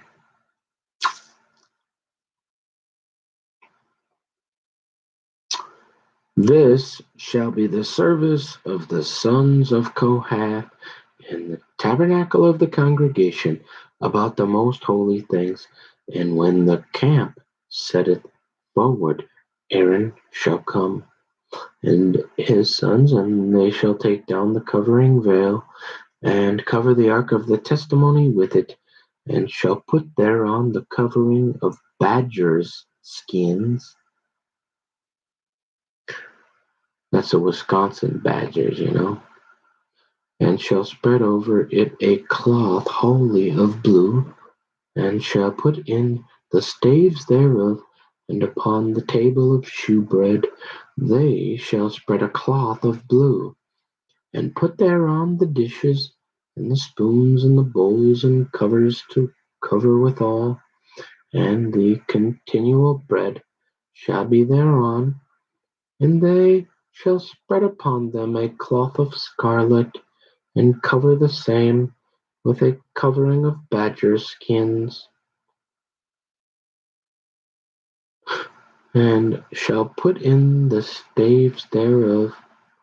And they shall take a cloth of blue, and cover the candlestick of the light, and his lamps, and his tongs, and his snuff dishes, and all the oil vessels thereof, wherewith they minister unto it. And they shall put it in all the vessels thereof, within a covering of badger skins, and shall put it upon a bar, and upon the golden altar they shall spread a cloth of blue, and cover it with a covering of badger skins, and shall put it to the staves thereof, and they shall take all the instruments of ministry, wherewith they minister in the sanctuary, and put them a cloth of blue, and cover them with a covering of badger skins, and shall put them on a bar, and they shall take away the ashes from the altar, and spread a purple cloth thereon. And they shall put upon it all the vessels thereof, wherewith they minister about it, even the censers, the flesh hooks, and the shovels, and the basins,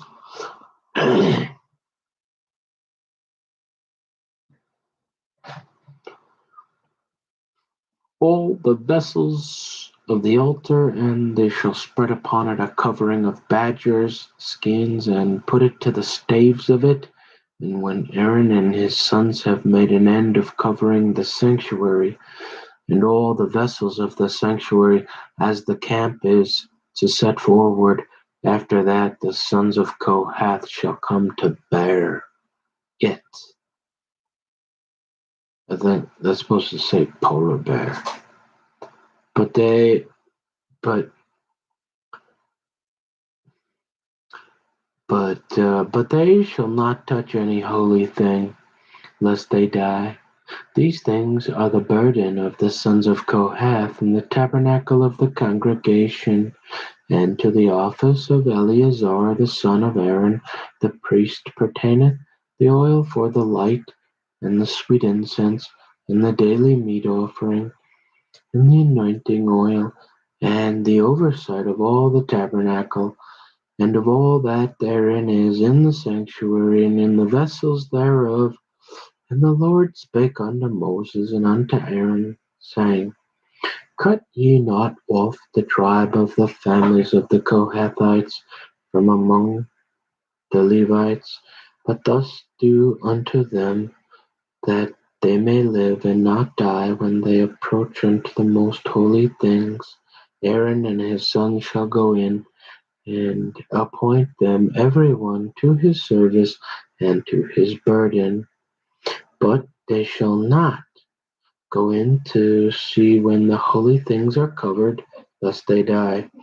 And the Lord spake unto Moses, saying, Take also the sum of the sons of Gershon throughout the houses of their fathers, by their families, from 30 years old and upward until 50 years old shalt thou number them, all that enter in to perform the service, to do the work in the tabernacle of the congregation. This is the service of the families of the Gershonites to serve and for burdens. And they shall bear the curtains of the tabernacle, and the tabernacle of the congregation, his covering, and the covering of the badger's skins that is above upon it, and the hanging for the door of the tabernacle of the congregation, and the hangings of the court, and the hanging for the door of the gate of the court which is by the tabernacle and by the altar round about, and their cords, and all the instruments of their service, and all that is made for them, so shall they serve. At the appointment of Aaron and his sons shall be all the service of the sons of the Gershonites, in all their burdens, and in all their service, and ye shall appoint unto them in charge all their burdens. This is the service of the families of the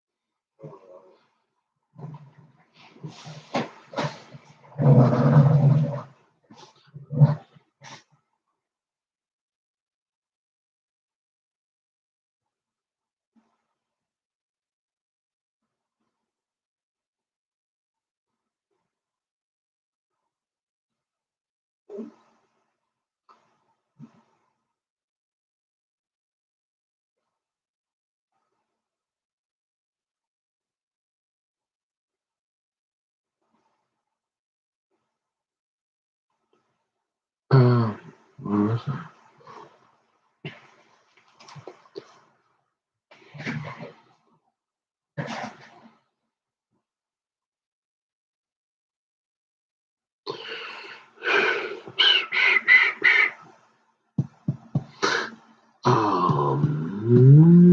Hmm.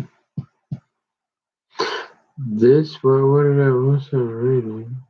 The unto charge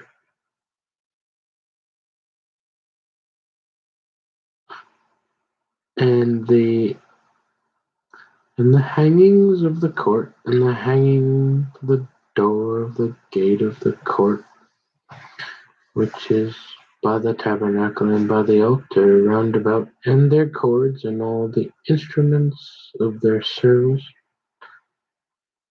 and all that is made for them, so shall they serve. At the appointment of Aaron and his sons shall be all the service of the sons of the Gershonites, in all their burdens, and in all their service, and ye shall appoint unto them in charge all their burdens. This is the service of the families of the sons of Gershon in the tabernacle of the congregation, and their charge shall be under the hand of Ithamar the son of Aaron the priest. As for the sons of Merari, thou shalt number them after their families by the house of their fathers, from 30 years old and upward, even unto 50 years old, shalt thou number them, every one that entereth into the service to do the work of the tabernacle of the congregation. And this is the charge of their burden, according to all their service in the tabernacle of the congregation, the boards of the tabernacle, and the bars thereof, and the pillars thereof, and sockets thereof,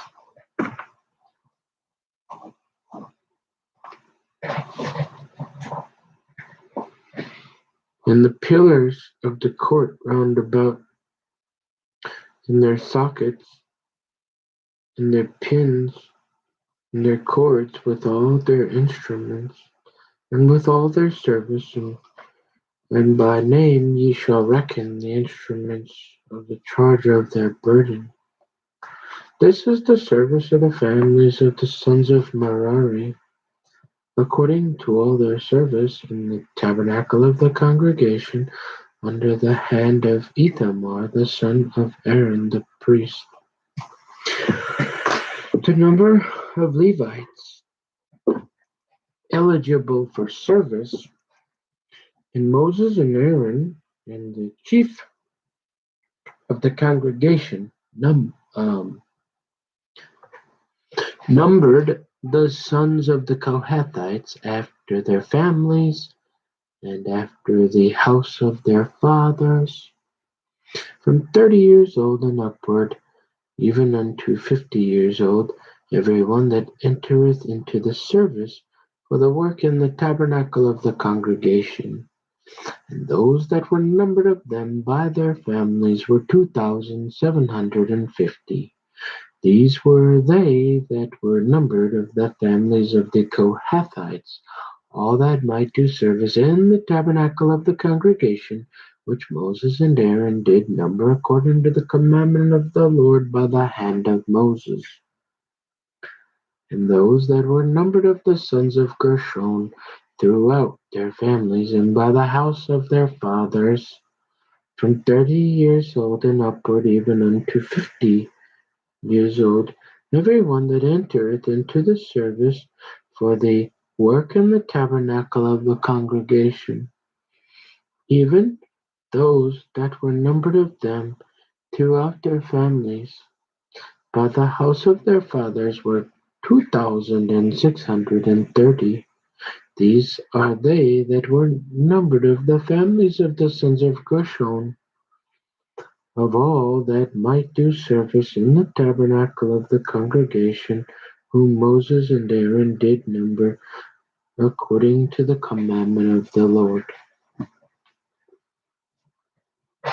And those that were numbered of the families of the sons of Merari throughout their families by the house of their fathers, from 30 years old and upward, even unto 50 years old, every one that entereth into the service for the work in the tabernacle of the congregation, even those that were numbered of them after their families, were 3,200.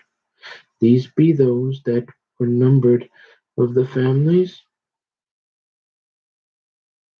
of the sons of Merari, whom Moses and Aaron numbered according to the word of the Lord by the hand of Moses. All those that were numbered of the Levites, whom Moses and Aaron and the chief of Israel numbered, after their families and after the house of their fathers, from 30 years old and upward, even unto 50 years old, every one that came to do the service of the ministry and the service of the burden in the tabernacle of the congregation. Even those that were numbered of them were 8,580, according to the commandment of the Lord. They were numbered by the hand of Moses, every one according to his service and according to his burden. Thus were they numbered of him, as the Lord commanded Moses. All right. I'll go to Proverbs 31. You say, well, why do you keep reading that stuff about the king? You mean you're like, well, a reminder. That's what the Bible says. What about alcohol? So when you start getting any funny ideas, hey, you don't want to have to go there too often, do you? Just get yourself one of them, look at it once in a while. That back there, I usually do it for you with his head. It don't work, and I guess you better go hang out with all them people smoking all them cigarettes and swearing and stuff. Probably go back there for a while. All right. So if you read this, it'll tell it's a reminder each night. Hey, and then yeah, I already know the reminder here. You better be reminded now. But there's that, remember? You don't do this here, you don't get none of that. See? Alright, so advice, I'm just reading what it says. And I really only want to read this here, but I'll go ahead and read this for you too. I mean, I don't mind reading it, but I know I'm not a king, so it cannot. But it's advice to a king. We can apply the principle to, alcohol. No, we're not talking about once a year at Christmas with the eggnog and you're going to sleep before everybody else, like way too early. No, we're not talking about that. Advice to a king. The words of King Lemuel, the prophecy that his mother taught him.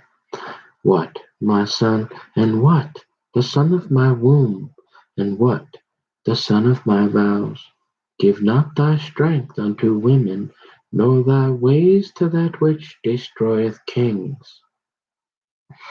It is not for kings, O Lemuel, it is not for kings to drink wine. Not at all, nor for princes strong drink. Now, lest they drink and forget the law, and seventh beggar calls you a pervert. No, it doesn't say that.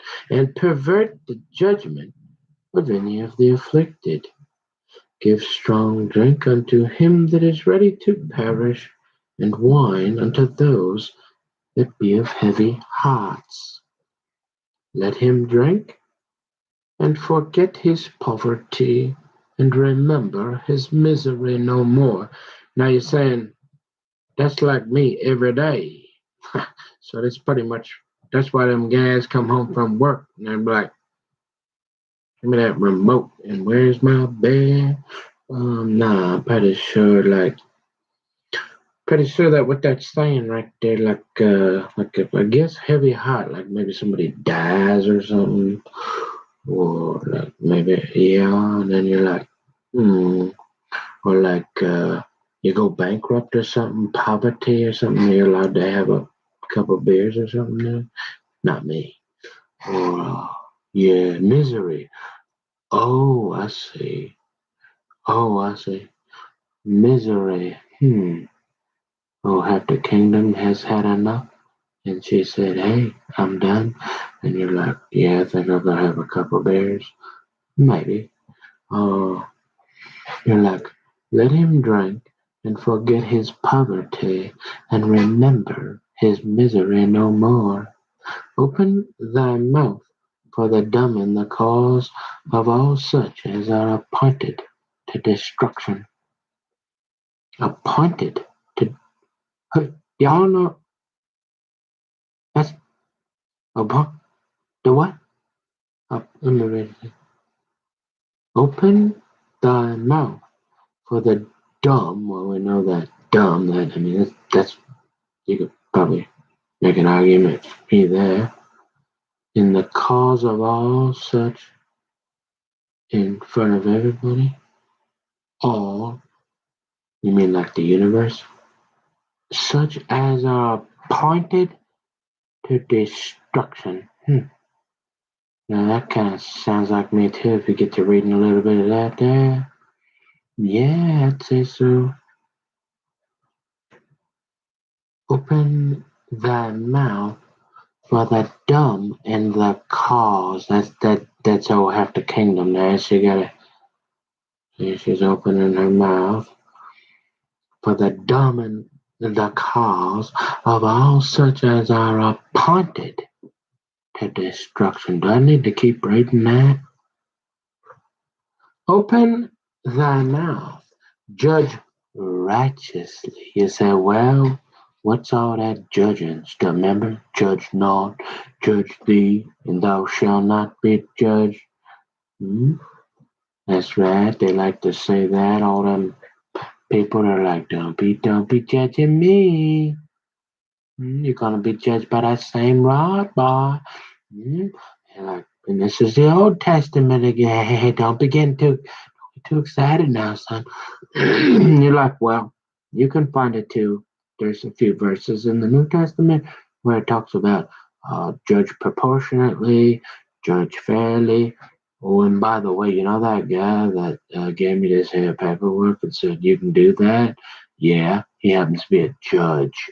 And yeah, he can like really give you a bad day and stuff and be like, what? I didn't see nothing. Huh? Yeah, that guy. And he can be like, what? You're like, huh? Huh? Cheat, cheat. You're like, what? Yeah, yeah. You're like, hmm. So you can judge a little bit. Yeah, I don't know. But it's in the New Testament too. So you gotta make a gazillion. That people are judging all the time. They've been judging. Yeah. Funny. That one's a weird one. Like people judge all the time, but when it's convenient to say not to judge me, they like to say that too. Yeah. Yeah, like those admins on ChristianChat.com. Sure, they're not doing any judging, are they? Open thy mouth, Judge Wretch, or all them chatters getting the 3-button ban button on the horn. And why have they not judged Greg to the, to the left foot of fellowship? I'm still wondering about that one. Open thy mouth, judge righteously, and plead the cause of the poor and needy. Yeah, that's me too. All right, so Proverbs 31, a good woman. You see, I don't know that whole thing. Like, if your gal don't get you going enough to where you're like, I don't care what's going on, and you're like, honey, it don't matter. Honey, I gotta sing this to you. She probably ain't the one. Just saying. But you might as well get you some practice. I'll be back.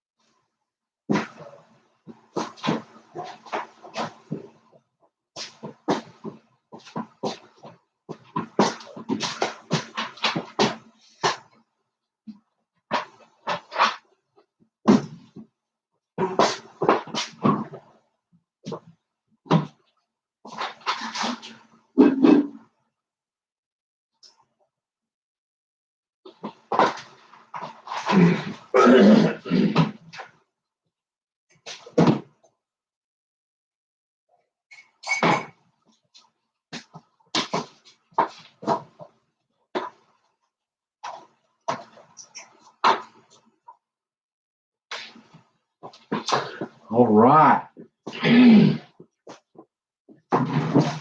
Okay. Here goes nothing.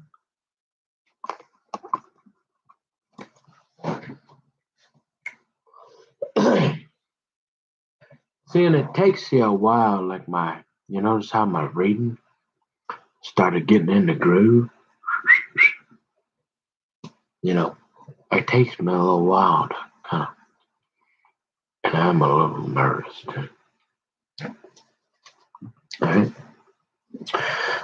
So, don't make fun of me. At least I try. See, I tell this story too. Look, it's a heart condition. You see, I think you go with the A for effort on this type of thing. See, because if you go down to a Vikings game and you will slobber all over yourself with a bunch of other guys slobbering, I mean you can't hear nothing.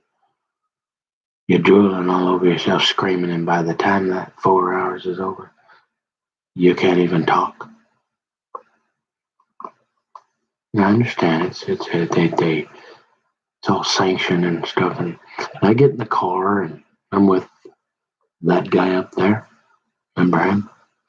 And I start singing a little bit, and he says, you shouldn't do that. You are horrible.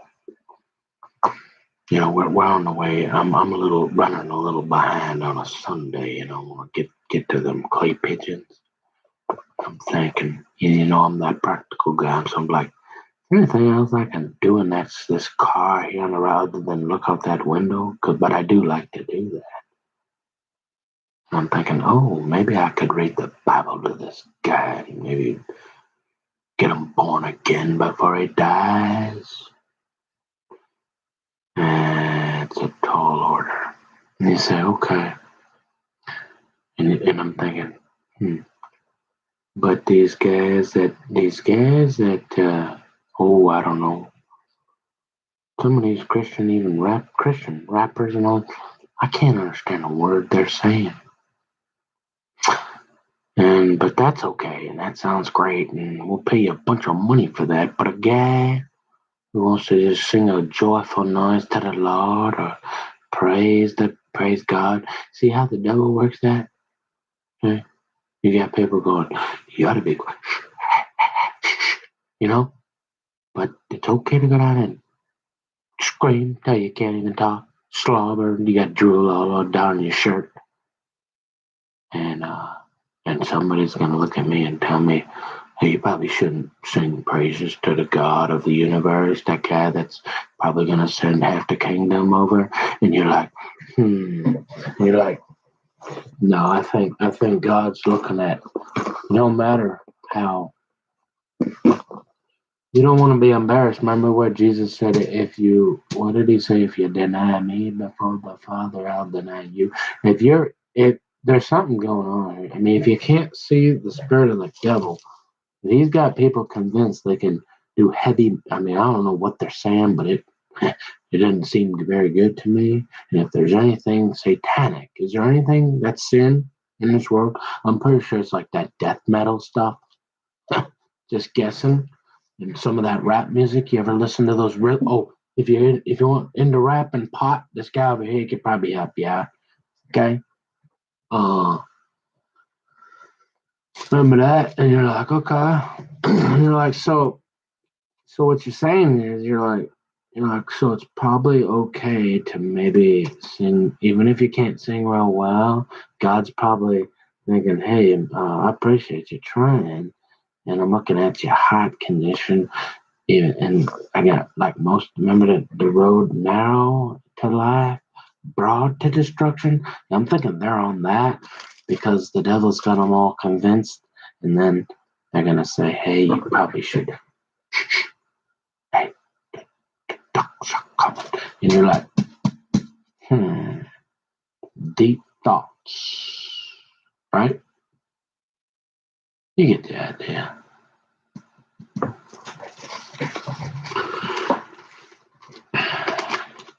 So, I want to read it, and I just can't believe that people would do that and they feel comfortable.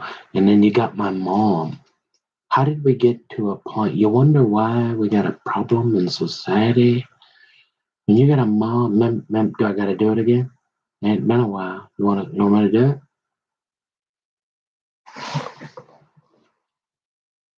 Honey, you realize we're in public, don't you? I'm trying to eat my food.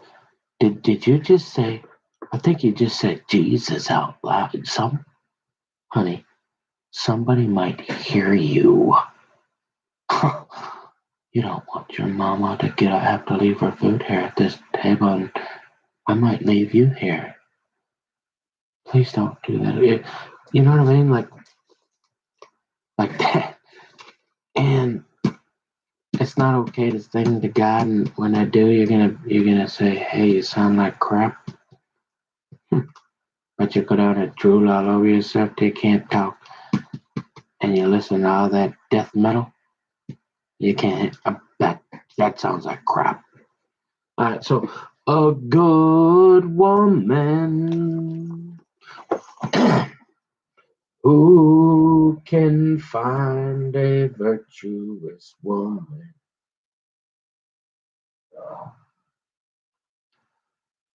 For her price is far above rupees.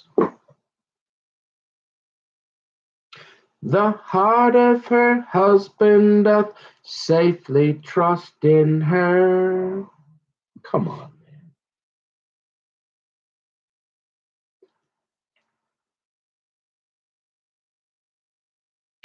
So that he shall have no need of spoil.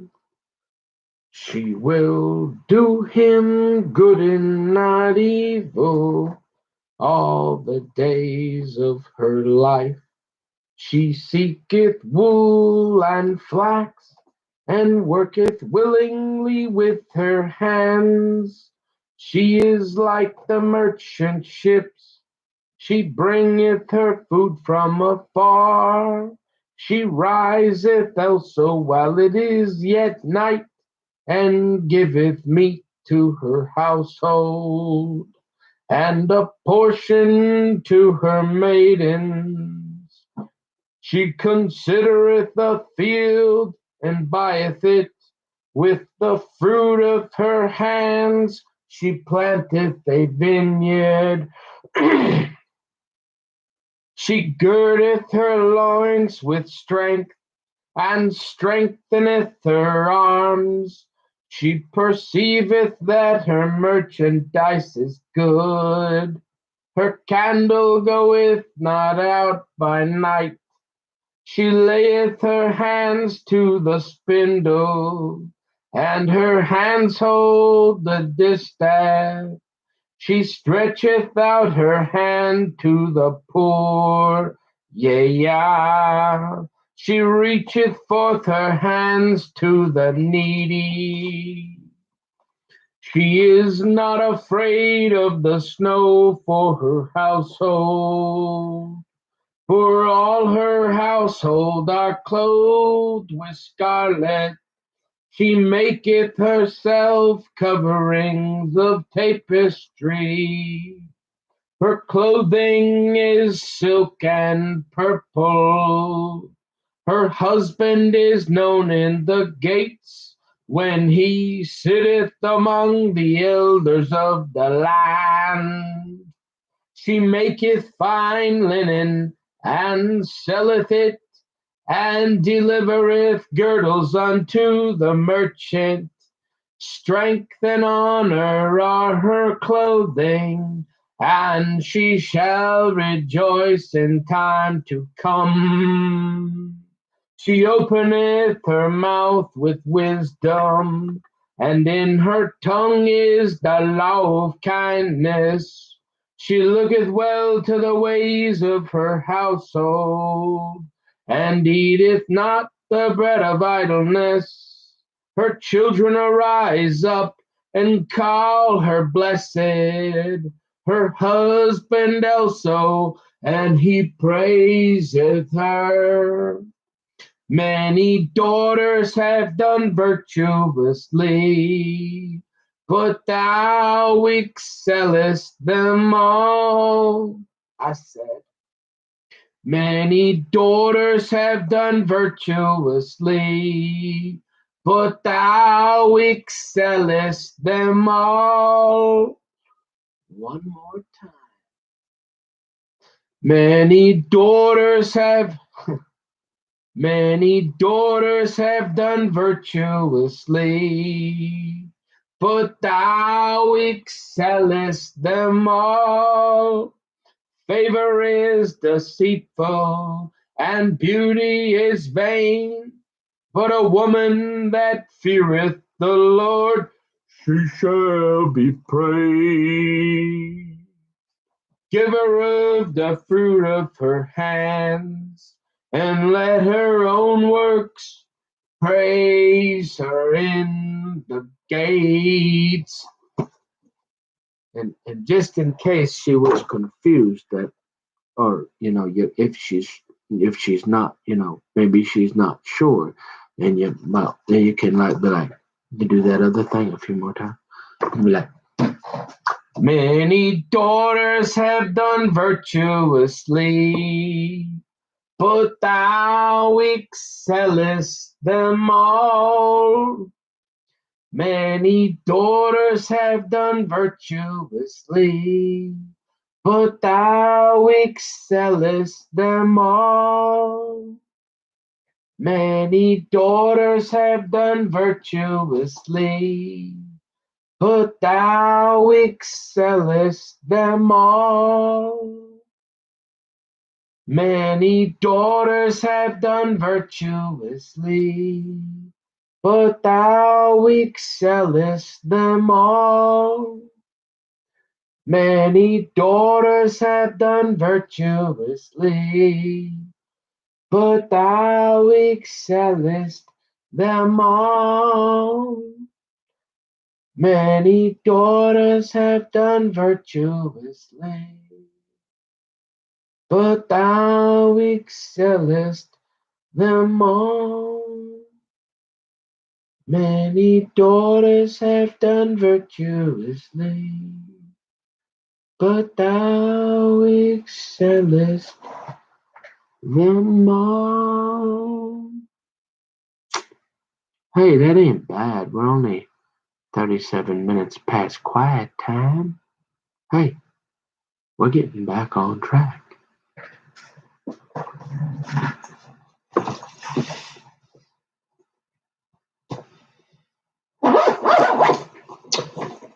You know what I'm gonna do, right? Yeah, eat some more.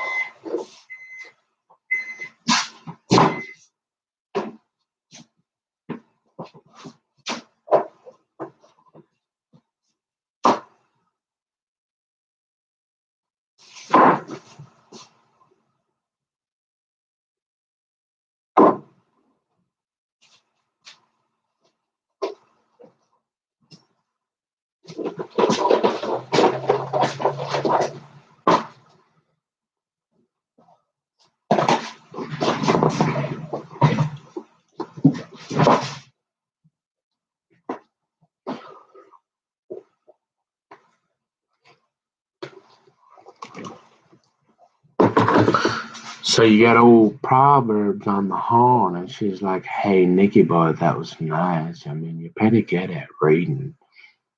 Can you like maybe tell me a little bit about what you read?" And I'm like, "Can I finish my food first?"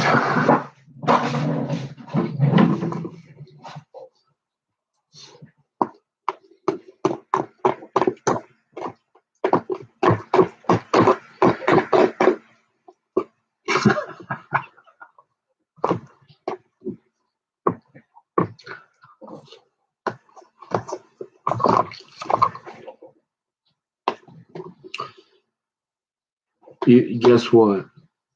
If you ever ask me to do this here, I'm not doing it. I don't care. You ever say go one day nalu, one day nalu, yeah, Lou, I don't know even can't. Thank you, Jesus. Thank you, Jesus. One day nalu, yeah, la, hey. I'm not ever doing that.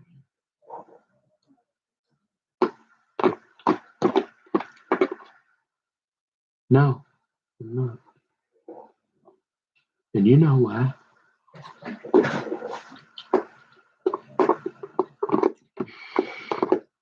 So you say you like to dance, huh? No. But knew a girl one time that did.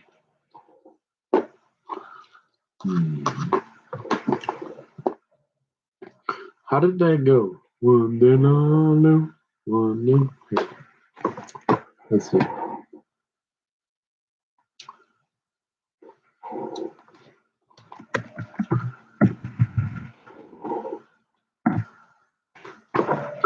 One day nalu. I don't know what it was. One day nalu.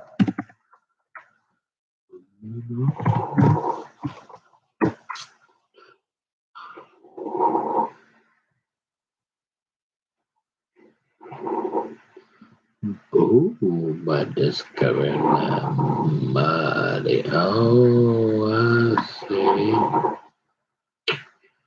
Yeah, yeah. And she's like,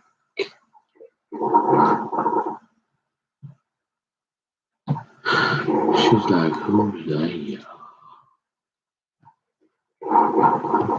You're like,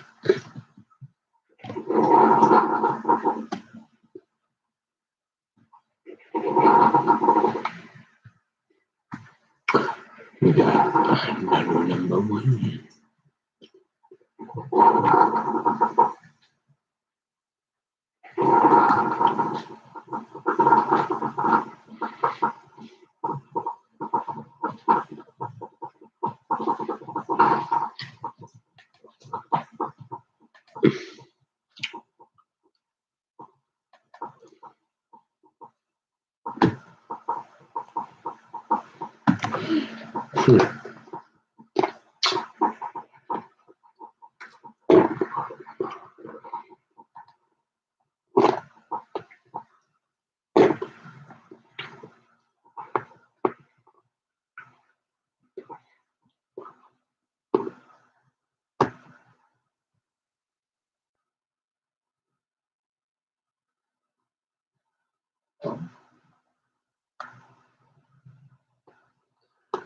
Yeah.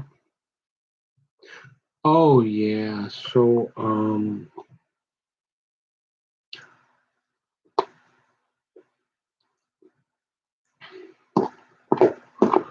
did you Marty?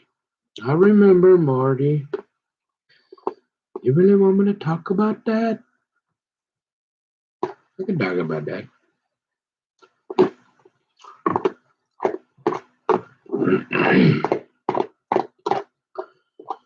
So, if you ever wonder why um, a guy named what was it? Hang on, hold on.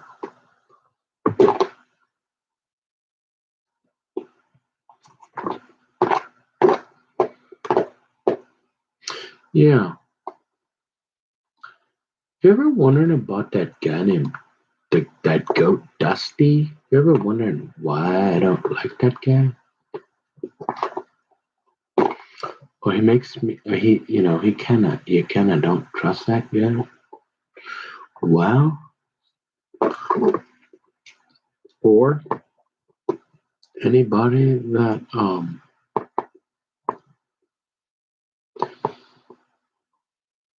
associated to any of those people. Well, because when was it her 18th birthday? Yeah. So you're saying you might have known Michelle a few days before she turned 18. That's a fair statement. And you were completely in love with her at that time. Yes. And she was completely in love with you. And yeah, and she was really, really cute and all that, and really like best friends with your cousins, and like they hung out for years. And you saw those. You did see pictures of Kathleen, and you mentioned she was very, very pretty too. And you're trying to figure out how the hell Dusty got her. Yeah. And how he ruined her. Yeah. Okay. I'd be curious to know them stories. Okay. And so there was that one time in Spring Lake Park at the Fireside place where, I mean, you were just doing the natural, like probably like 10 other gazillion guys and girls that fell in love roughly around the same age, right? Yeah. And that's pretty general, pretty typical. Um, and you probably knew of Michelle through your cousins for many years, right? Because you probably had been seeing her with your cousins for at least 3 years, right? That's a fair statement. And did anybody ever assault you or like jump out from behind doors or like try to like murder you? No. And so that day that on her 18th birthday, you were hanging out with that little polar bear. What was his name? He did he was going out with that one gal. Lived on the third floor there at Fireside. Oh, what's her name? But her boyfriend did he had like a courier service. He had a little truck. And so, um, I can't remember his name. Oh, you mean the one like he had this truck and you would do things with him. Like one time you probably went out to the casino or something, and you and Michelle had to. And he was a pretty cool guy, and he probably knew quite a few people, and he did a little bit of that. He probably was around your age.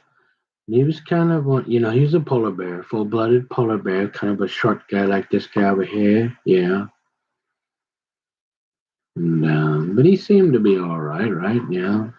But he had but you remember only he had, however, he had his vehicle. I don't know if it was his computer for Quicksilver. I think he worked for back then, maybe something like that.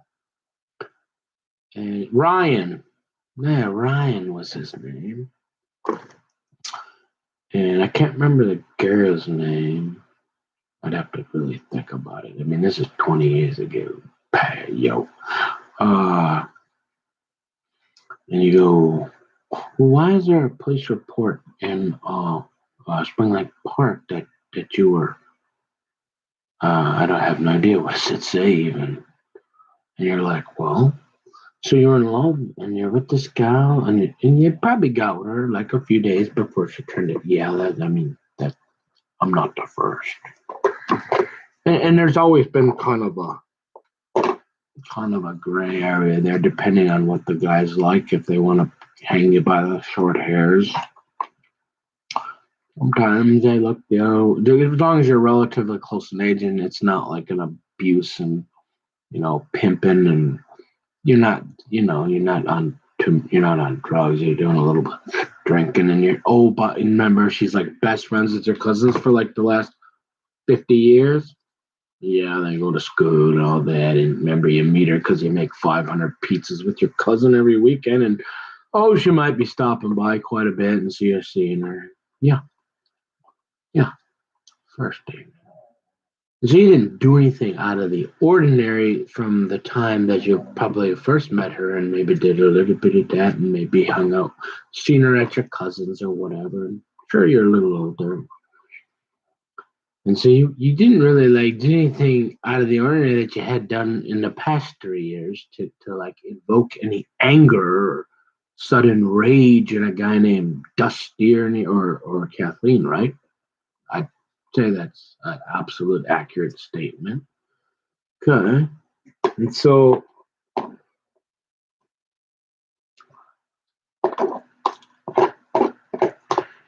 and so and so what made you think of this? Oh, because when I Googled was it one dinner? One I seen Marty, and you don't remember guys named Marty. I don't know if I know of one Marty of ever in my entire well, except for my mom. My mom's nickname was Grandpa Harold would call her Marty, and you remember my mother was the tomboy. She was still the snack bar girl, but she was that. She was one of them skinny gals. Most you remember that we talked about the large white women. Yeah, I mean, my mom filled out a little bit later on, but when she was young, her and Alice, Colorado Bulldogs, you better look out. Arthur and Alice are coming, and these ain't city gas. These are farm girls. Y'all better be ready. Okay? So, look. All right. Hey, so you've only known one guy named Marty, right? Yeah. Okay. And that would be the caretaker at Barside, right? And you know him, and he's all right. He goes down to the VFW there all the time. You see him as you drive past Onan's, where Kathleen works, right? Mm-hmm. And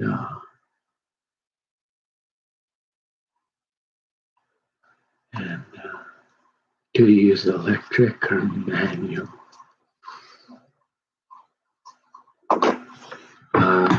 What is it? So I use electric. Well, do you want to see it? Um, I'll show it to you.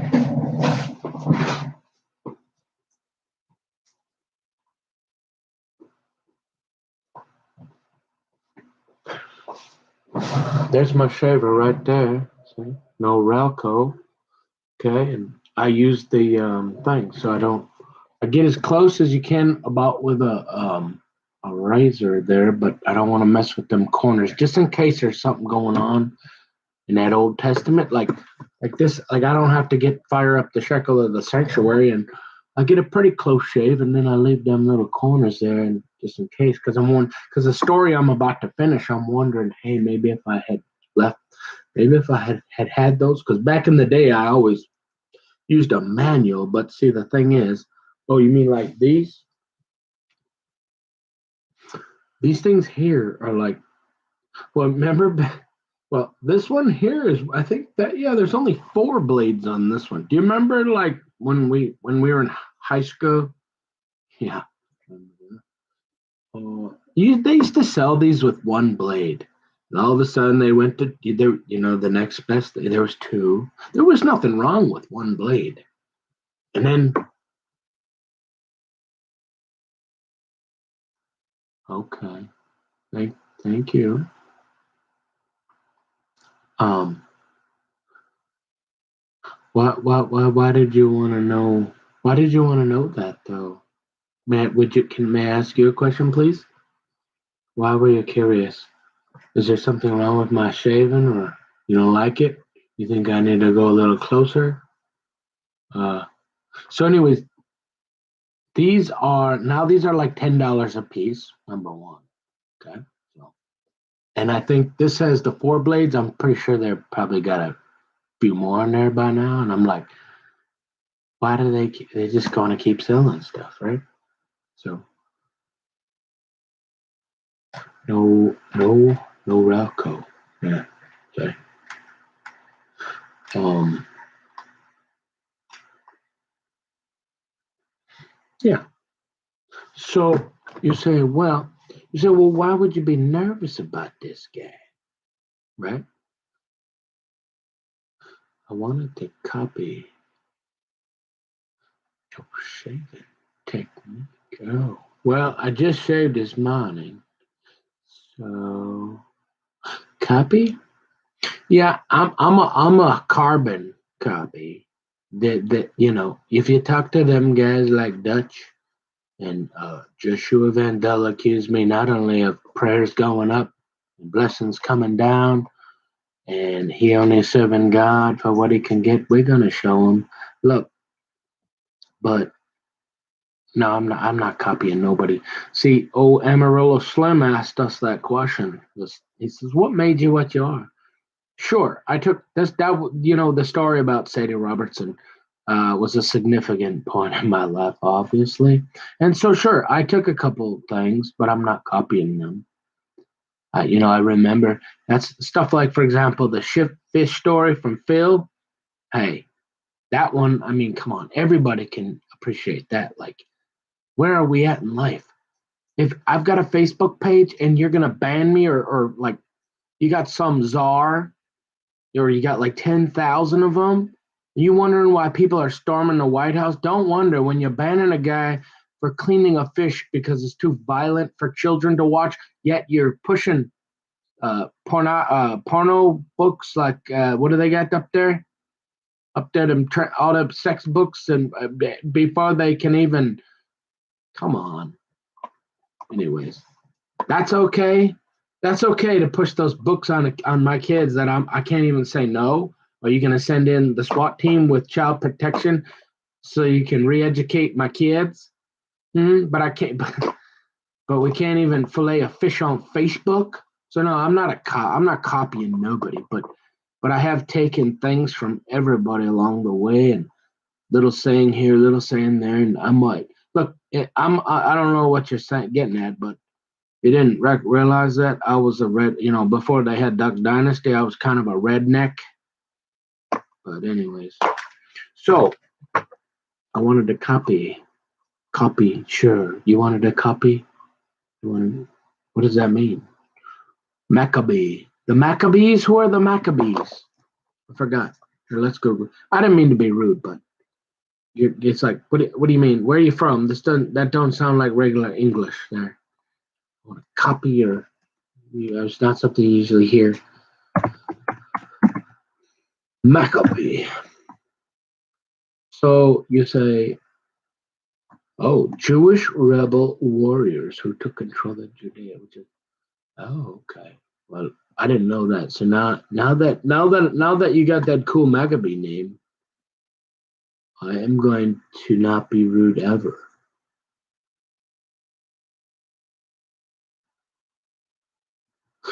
So I just wanted to say, so I met, I was just curious, and this Marty guy. So it made me think of that time, which is significant because you may say, well, we know you like to store. We know you're this paranoid prepper guy because we've been watching you on chat, and you've been on a watch list for a while as an extremist Christian, right? And so But we're concerned. You're a little worried about, like, paranoid about guys named Dusty and all this. And I say, well, this is why that you would not know. You would, and I'm guessing based on my experience with police reports, they're not real accurate and they're very, very biased.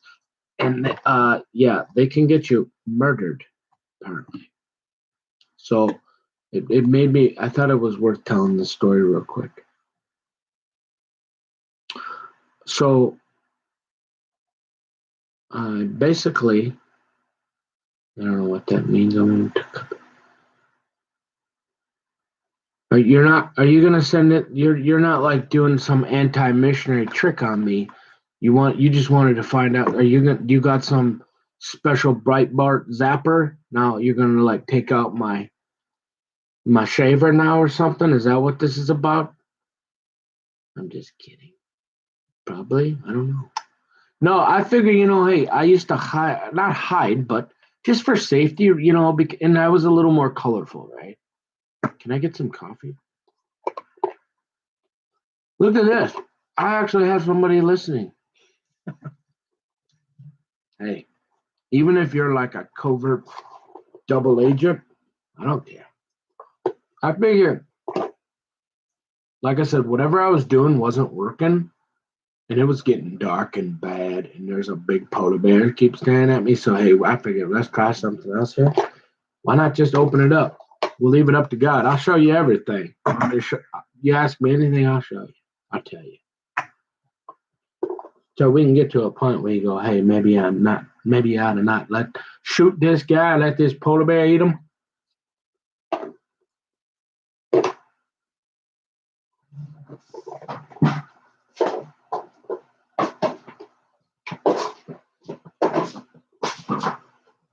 So you say, well, you remember Dusty, right? You're saying, well, you're sounding a little paranoid, son. Well, you remember Dusty, right? Sonny, his wife, lived in Brown. She went to Forest Lake High School right here, and she used to be pretty popular. Okay, she probably knew everybody up here this way, probably everybody, and she was pretty smart too. Okay, and then she's with Dusty, common law marriage, and he's that guy that goes around and puts people in the garbage can with this guy over here because he's really big and they need to take care of somebody. They send out Dusty to put him in the back of that garbage truck up this way here. But 20 years ago, remember that? Yeah, that guy. Okay, so you get the idea. So you'd be like, oh, okay. You live up in his area, like when he was kind of growing up, and this gal was like super popular, really pretty, and knew everybody. Yeah, that gal.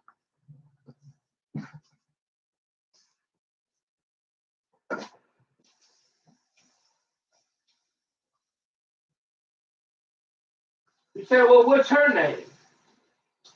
Let me think, because I don't really have a real good memory, do I? So I'm not very accurate, very detailed, so you probably can't trust me. No, you can't. It's Helen or something. Starts with an H.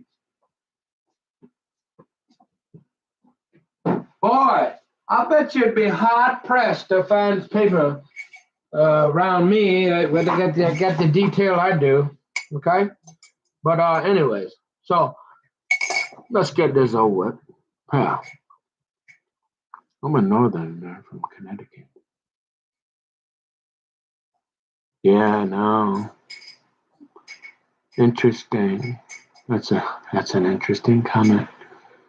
Well, nice to macabre. I don't know what that means, but I had one other person, and it wasn't my point. But I said I would talk to whoever. I had somebody named Freshie, and then I had like 2 or 3 people posted a link or something. I clicked it, and it said invalid link. I don't know what it was, but so you are officially. I mean, this is you. You are like the official. You're like my first actual interaction on here in about a week or two. So thank you. I appreciate that. You talking and the questions. Seeing how smooth and perfect your that would be great. I would that sounds perfect. Yeah. Yeah, I had this thing. I wouldn't say that perfect, but yeah. Anyways, can I finish my story? Just so this guy. So, is there any reason why you would be a little nervous that you live in a town with all this going on with a guy that you knew his daughter way back? That of course. Now, see, if you don't have context and you said and you met Dusty, he'd be like, "This guy just came after my daughter, and he got her this to end up having a baby." Oh, by the way, did he mention that they were best friends with both two of my cousins? No, probably not. How about went to school for like 15 years? No, probably we didn't hear that either. How about did he had they would always see each other at the restaurant and all this and stuff? And no, we didn't. How come you didn't tell us that, Dusty? Because I hate this guy. I used to drive garbage truck and I tried to send that little punk across the street over. That didn't work, and now he's talking. So what does Dusty do that you think was a little unreasonable? And remember, I'm not in the counting on the balance, balance sheet, stuff like that. And and so is there anything this guy did that would be on a police report, and you have no idea what it says, and you are like scared to even look now? So what happened, Nick? So they took it upon themselves to make sure, and I don't know what his plans were, but it was kind of he did. I'm pretty sure he didn't want me to go anywhere. I don't know why. I didn't see any ropes or anything like that. Never did see that. I did see Ryan and his girlfriend, who I actually really thought were kind of my friend, but I find out to come later they were playing me and Michelle, everybody. So Kathleen, the ringleader, gets everybody. I mean, Marty, those guys. Like she must have had the whole building in on this. And so, yeah, sure, we would stop over, but again, this is not a fly. She was not a fly by night gal. Now, look what she's done. I didn't do a whole lot either, and she was pretty mean to me after Kathleen got a hold of her. You go watch the video. So what does Dusty do? So as usual, what was it? We got lured into. How did that work? God, what did she do? Oh man, how did that go? I can't even remember. But Dusty was hiding behind the door. Okay, in Kathleen's apartment, and now all I saw before I made it about halfway down the hall. This guy's about 6'8", 450 pounds. He's got some really big cow butt. No, he's probably about six. What? He's a lot tall. He's probably 6'6", and probably well 6'4", and he's 6 foot. He's over 6 foot. He's taller than me. I don't know how tall he is. But he's old now. That's why I said he don't make me nervous, okay? Especially now because I got this and I know he don't. He likes his brandy, his E&J, okay? And there's no way he could ever quit drinking. And don't forget, he likes them Notos. Bring him a bottle of them too, okay? So he's hiding behind the door. And how did I forget how they lured. They had us all comfortable. So, but the point is like, did you ever have did you do anything different significantly in 3 years when you met this gal? No. And so all of a sudden they decided to just do this because she was on her 18th birthday. They wanted to make sure when I took them to court and sued them with the Dream Team, they had something to defend themselves with because they had everybody in. And so we used to hang out with some of the neighbors. We'd go, we'd watch movies, just hang out. And we got along pretty well with like I said, Ryan and his seemed to, but now they were all Kathleen turned them all against us, and we'd go over there and we'd sit with with 2 or 3 other neighbors, and how the heck did they? I'd have to think about it now. I can't remember, but there was something weird. Why did we go back into the apartment? How did they do that? I can't remember, but it was an ambush. And one of the neighbor gals called us over or something.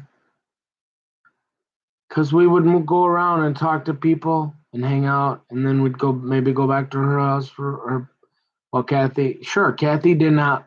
I'm a little bit older. She didn't like me. And so, we tried to avoid her mom. So when her mom was at work, I'd go there for a few minutes here and there, not very long. And so they got called and said, come back. One of her friends was out at her house doing something. It's like, come back here or something. And I mean, even Michelle was. If Michelle wouldn't have like been super duper in love with me, I mean, I don't know if there might have been a couple other guys around there with ropes, because what he was trying to do, I don't know. But he literally jumped on me from behind a door. They got us. It was weird. Like they wanted to show us. I can't even remember what exactly. I'll have to think about it more. But the point is they tricked us and lured us back to her mom's house. And like all our friends, all those people, no, but and this guy jumps on me, and he's 6'6", probably 300 pounds back then, and all I could see is a box of chocolates. So he was getting all hopped up on chocolate, and I looked and saw Michelle saw that, and there was nobody supposed to be there. And he jumps on, scared the living hell. And good thing I was a little athletic, but I'm just a young 20-year-old or something like that. I was, and he's a big old goon goat, right? Big old goon. Did bouncing for Meatloaf, I guess. And he's huge. And he's still younger back then, and yeah, you would not want to mess with that dude. And he's a truck driver. Now he's older, whatever. But back then, you did not want to meet him in the back alley, okay? All right? And so he's on top of me, and then he tries to close the door. And I'm like, what? And so I'm sitting there kind of like, did you want to have a conversation, or what are we doing here? And he just sat there. And he didn't say nothing. So you guessed it, I started getting a little nervous. So I proceeded to, apparently I all that exercising and all them lifting weights I did. Otherwise, I don't know if he had a couple guys in the back with them ropes or what. But and Kathleen did the same thing to Michelle. She jumped on her and was holding her down.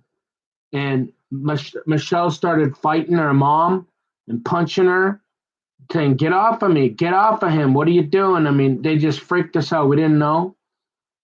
And so I'm thinking, yeah, you might want to get out of here, dude. And I'm like, this dude's huge, back then at least, for sure. I'm just a young guy that just a member. And he's got just ate a box of chocolates, probably drank a bottle of E&J. We're on the 3rd floor, so I'm thinking, I'm a little scared. Yeah. And so I somehow, I don't know how, a little guy like me, I'm a lot bigger now in shoulders, right? But I was able to get the door open enough, and I was able to like drag him out the hallway, and he just kept He didn't say a word. All he was doing is trying to hold me down. And he didn't want to talk. And I'm getting real scared. And so I drag him out, and I mean, he was heavy. I'm just a little kid. And I'm freaking out, right? So I start yelling. I mean, screaming as loud as I could. And I finally got, because there was nobody around. I'm pretty sure there was a couple guys with ropes somewhere. And I got about halfway down, and I was out. I was out of gas. I couldn't do anything. And so I just kept screaming. And finally, after it seemed like 5-10 minutes, and he wouldn't say a word. He's just laying on me, holding me down. And I'm trying to talk to him like, what, dude? What? Anything. He won't say a word. I'm scared to death.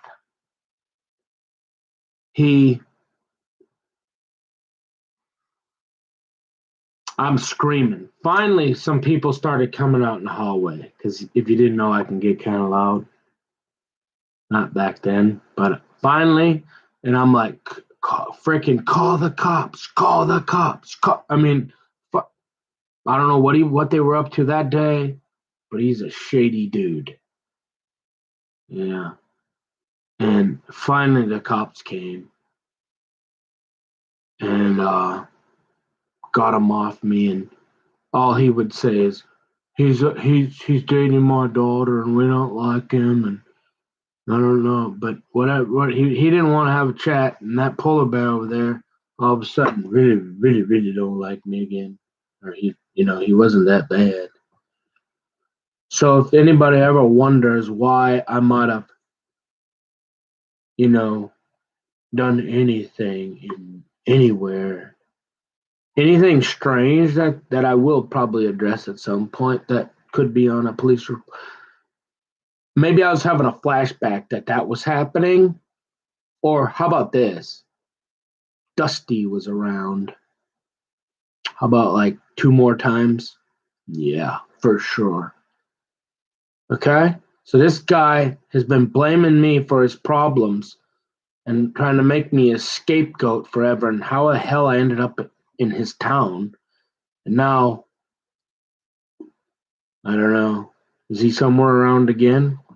Probably. I'm thinking so. Seemed to be something common about this town and that guy.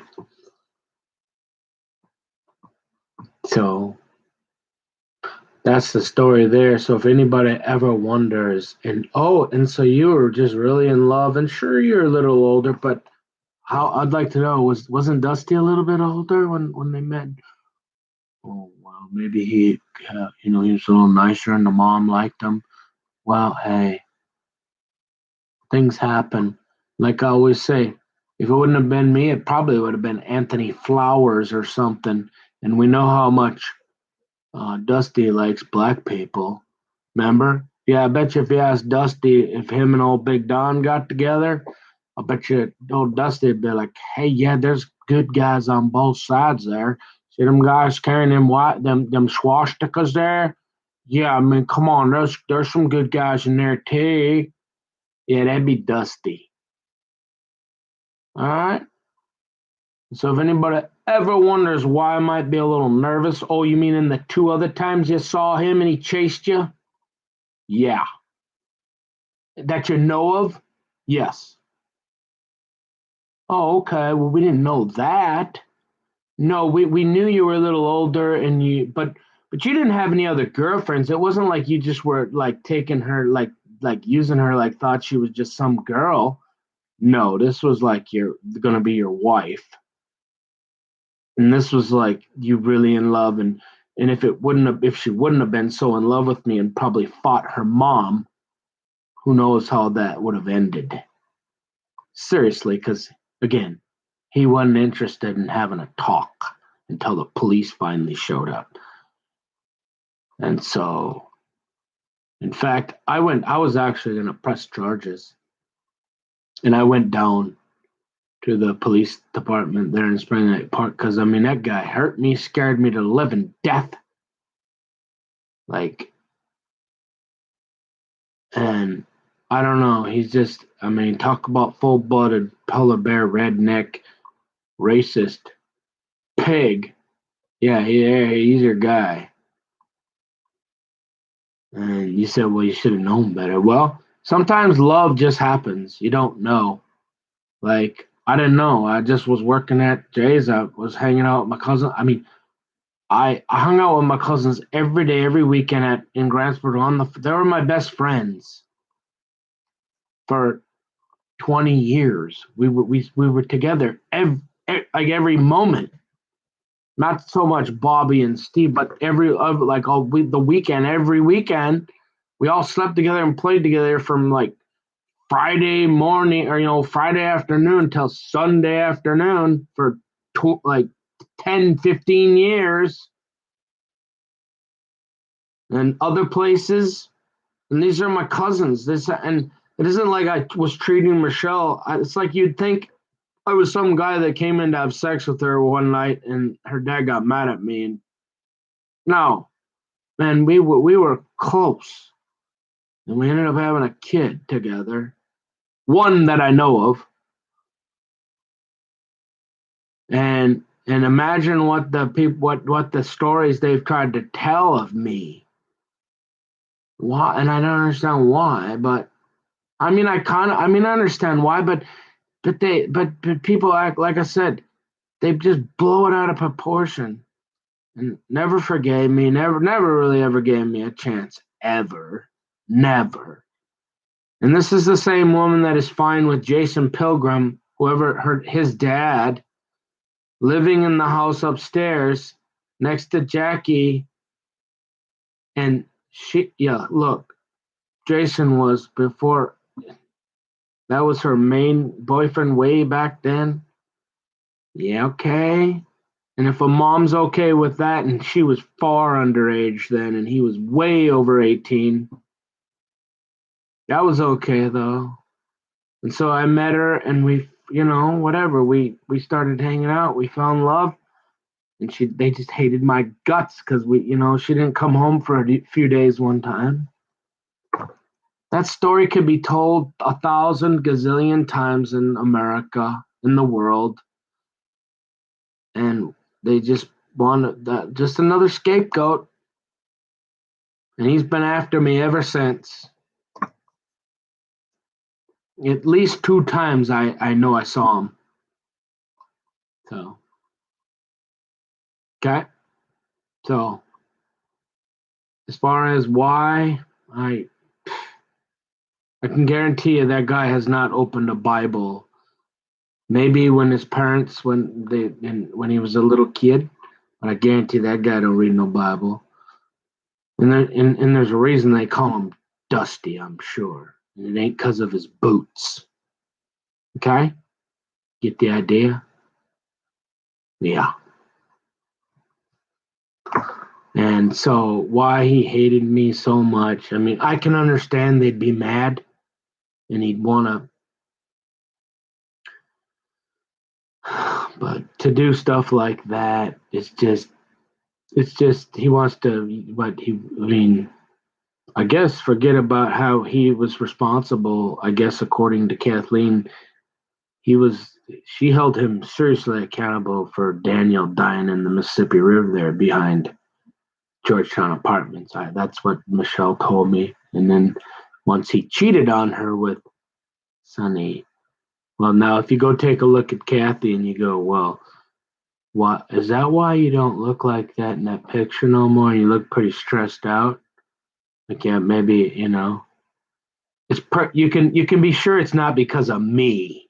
Okay, yeah, it's because she lost her first kid because of Dusty, I guess, and he cheats on her with Sonny and out in the pines. We're going to the pines, huh, bad boy? Yeah, somewhere over in Centennial and Circle Pines, probably by that Domino's bad boy's always at and trying to tell me he's going to be there. You remember that? Something like that. Okay, probably not too far from there. Yeah. So if bad boys ever wondering why I don't want to go to the Pines. So that's the truth. And again, you say, are you minimizing? Did you? No. I was, hey, but a gazillion others before me. I guess I just wasn't quite redneck enough for him and them.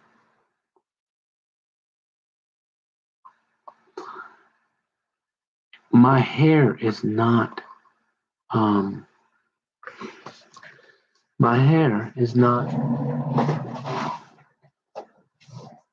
I don't have my hair combed though. So that's the story again. And they would have you thinking, and now, like I said, Dusty's dad was really nice to me. He lived right down the street from Gordy, not too far. And he was a really nice guy. He would sit outside and work on truck. He was really nice to me, actually. I was kind of surprised. Maybe he knew my grandpa a little bit or something from somewhere. The mom never liked me. Rich was always pretty nice to me. Like I said, he rode with me to go get that couch that one time. That one time that we, so, you say, well, did you? Yeah, I was wrong. I did some, but I loved her. Okay. So, uh, it wasn't like I was just using her for the night.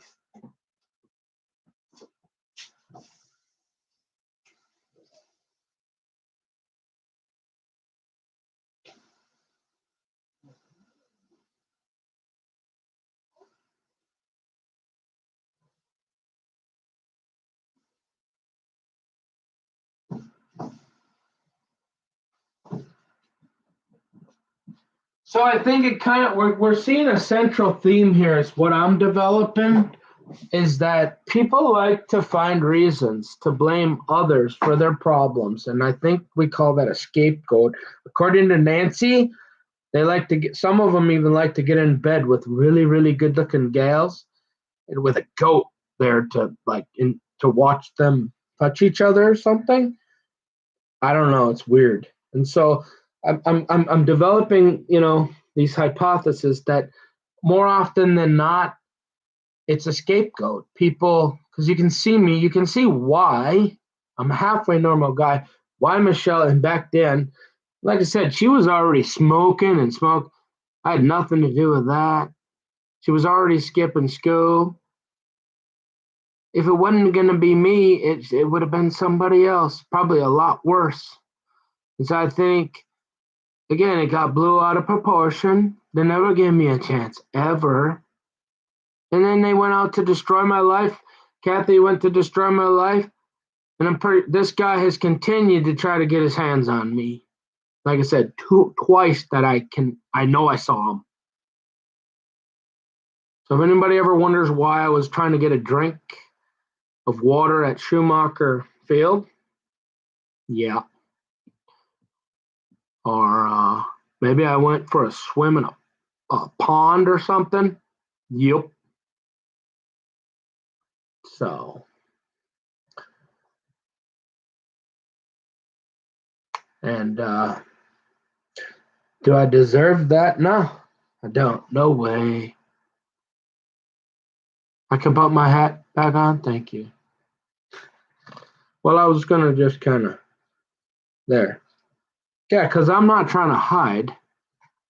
And I figure at this point, as crazy it was getting, I'll just tell my whole life story. Maybe there'll be the point is not to reconcile because I tried to do that with a couple people. And that seems to be a pretty common theme, like when people from your past. But am I this Jeffrey Dahmer evil dude that should be the guys with ropes and there should be a bounty on me or something? Not at all. I'm pretty sure I'm just they're trying to make me the scapegoat.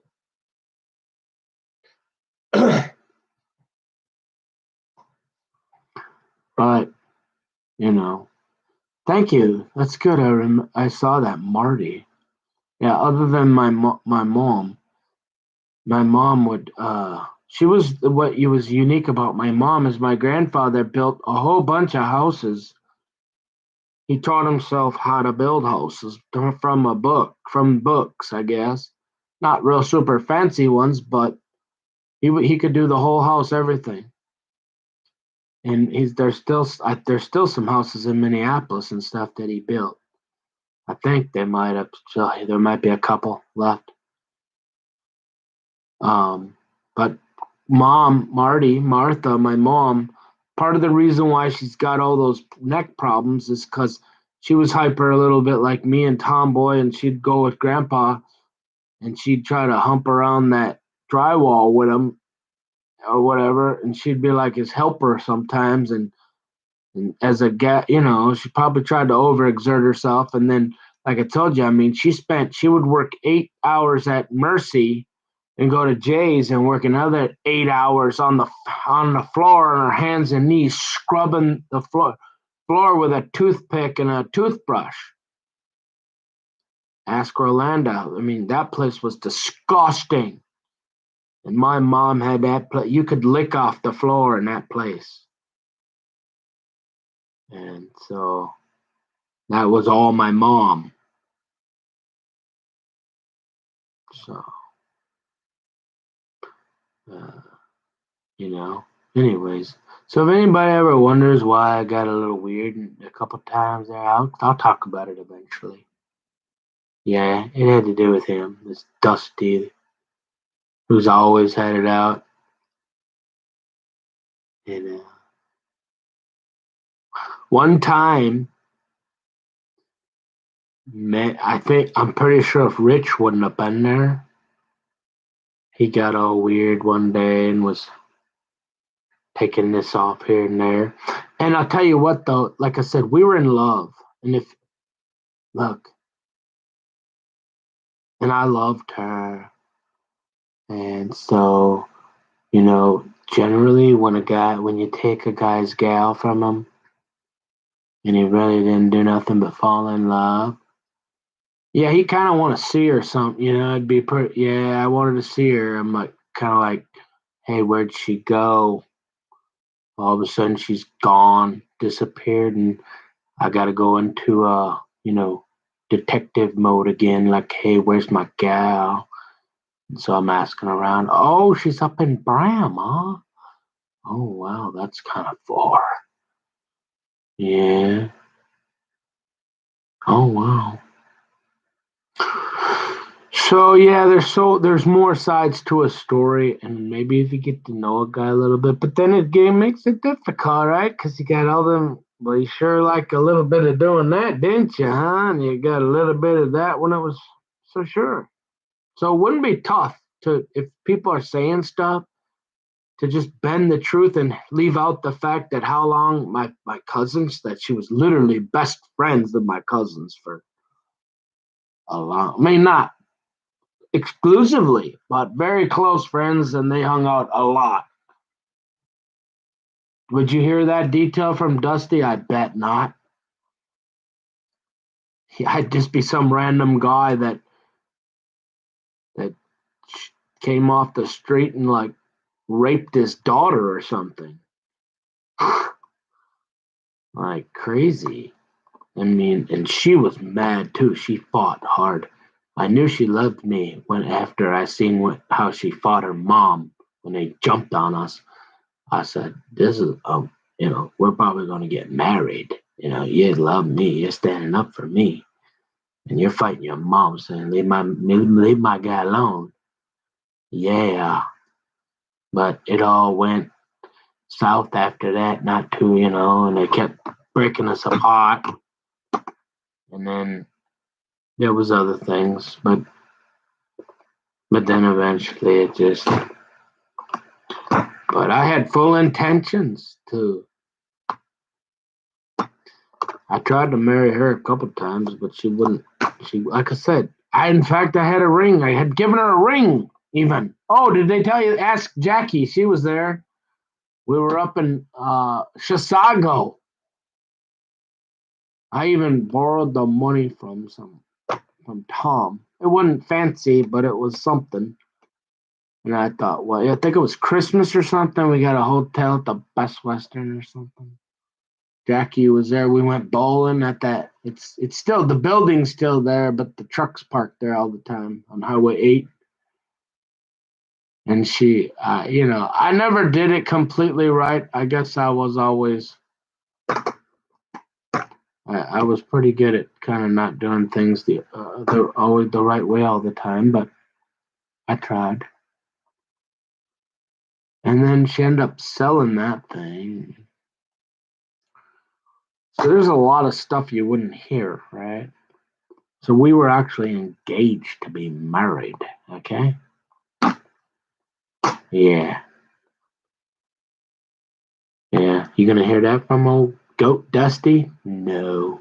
You're not gonna hear that from Michelle either, because she wants to blame me for why she had to go off and keep doing methamphetamine and get pregnant by 3 other guys, and now I'm her problem.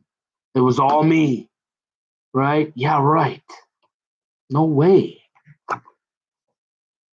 So, like I said, I mean, she was practically dropped out of school when I met her already. She was on the corner smoking cigarettes with my, she was, and there wasn't very many.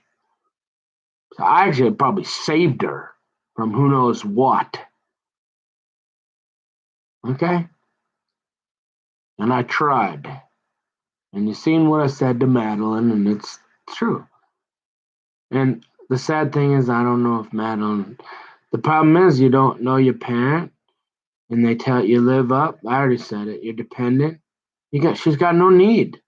She had all her nurturing needs met because she was re-educated. And that's what they do with the kids. They re-educate them. And then she has no need for me, and she's probably mad. She's got emotions about her father.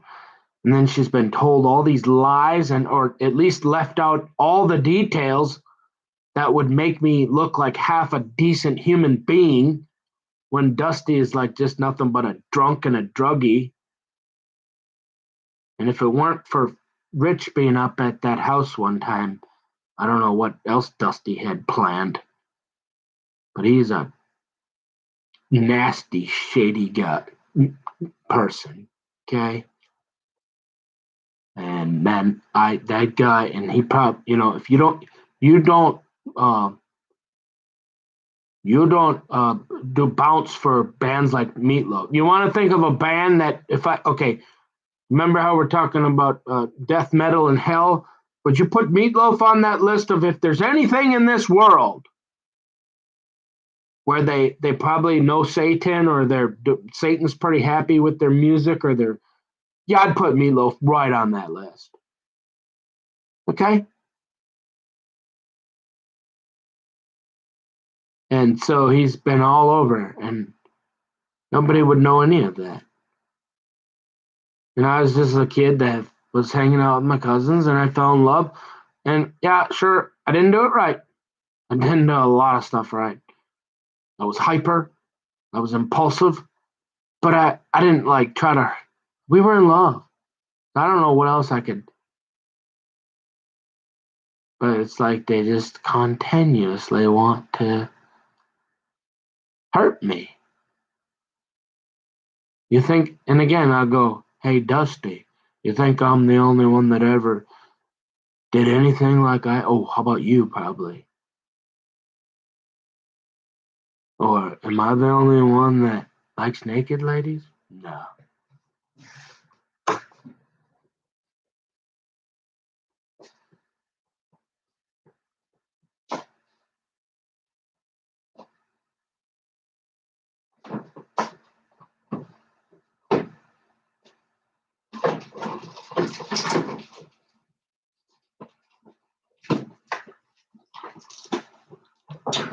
So, yeah.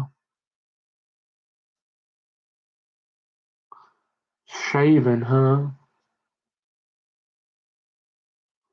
Well, anyways, it's 11:39. I think it's been a few minutes since, half an hour since I ate, so I think I'll have some more food and have some more. Is it time to eat again? Why not? Sure. Let's eat.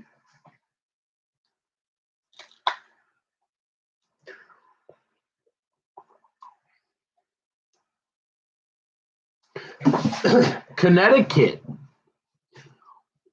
That's cool. I know one guy ever I know of from Connecticut. I can't remember his name, from Pioneer House. He was cool. He was nice. I'd say he's my friend. I think I probably could have got his phone number if I'd asked for it.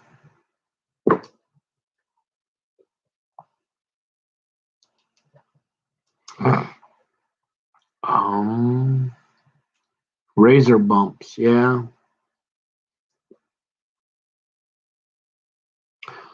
So, well, thanks there, Macabre.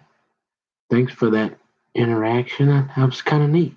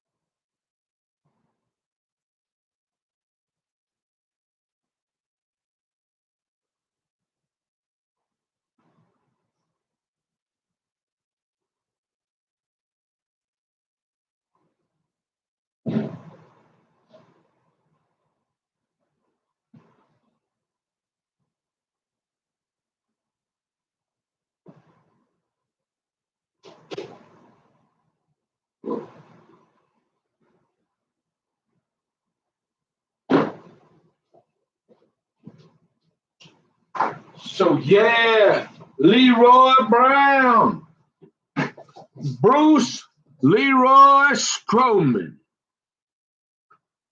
Dusty, aka Dusty.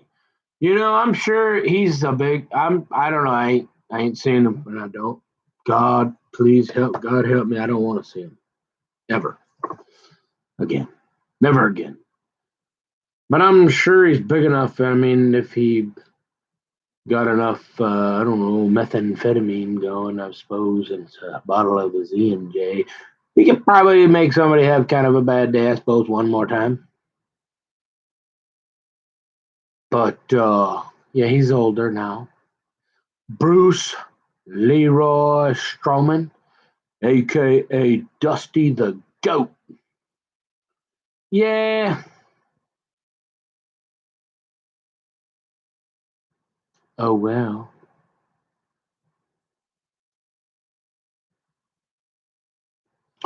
Yeah, did he ever tell you that I almost married her and I just couldn't never get her to settle down, stay home. She always wanted to go run the town like old Dusty Leroy Brown, say. She got that old, hey, ask Kathleen Stroman, you know.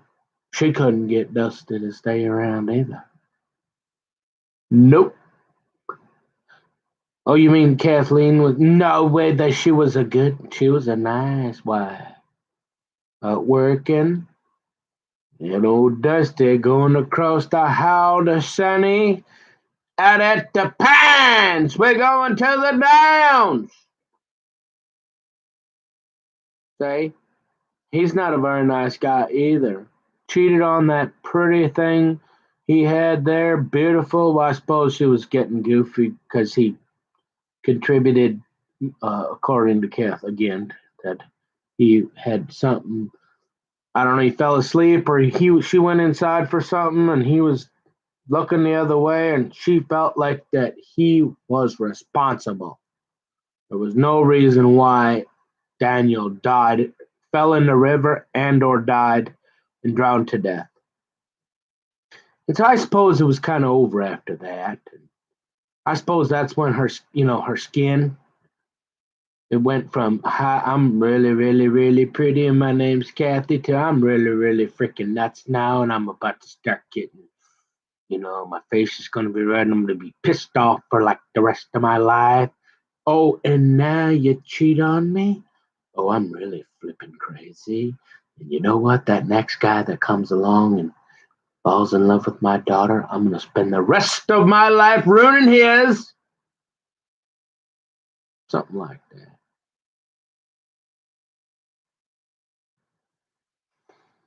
Hmm. Oh, well.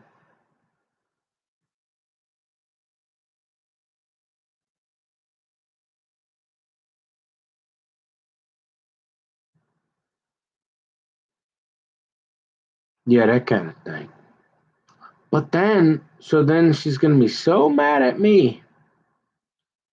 But she finds it appropriate later to bring Dusty over to post him up when they lived right across from University Avenue Elementary, the place where I went to elementary school, when she was a baby, right after she got custody, and I mean right away, because she probably thought I was going to come. I was stupid enough to come around, and then old Dusty could come jump on me again and probably have a rope that time. Yeah. And they've been after it ever since. Because everyone needs a scapegoat, like Nancy says there. So if you ever wonder why I might consider being a Democrat and I like the color blue, yeah, that might have something to do with it. We're going to the Downs.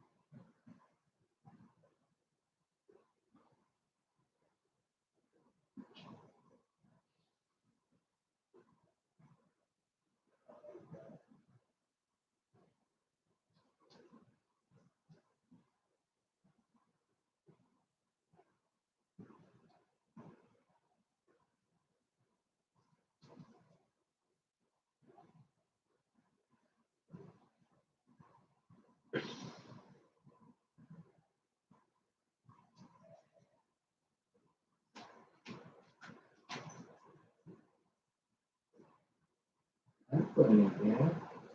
Oh, hi, baby. Hey, baby. Hey, baby. I'm gonna get you. Hey, baby. Hey, baby. I'm gonna come here. Hi, sweetie.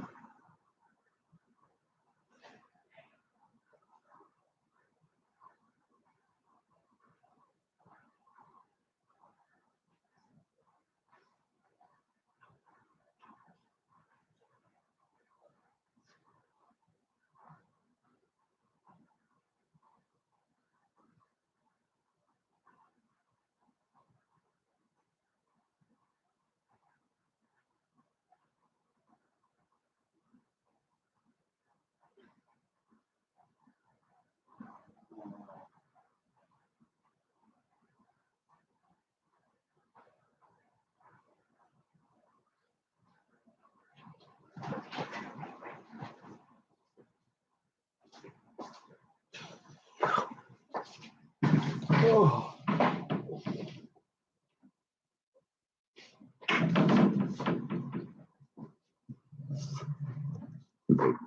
oh, excuse me.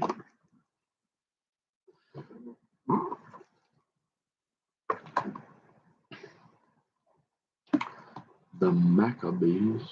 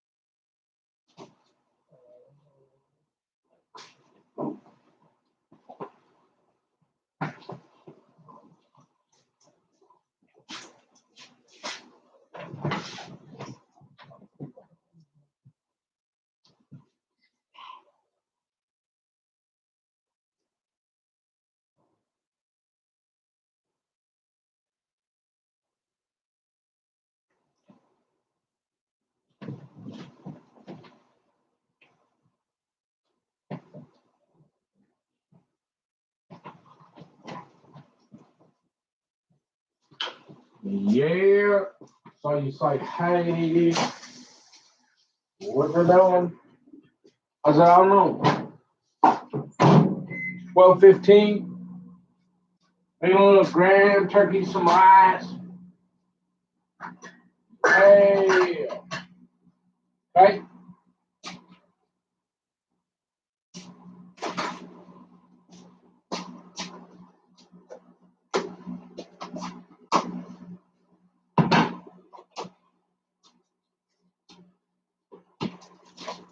So you say, that was a pretty important, where I Googled something, what was it?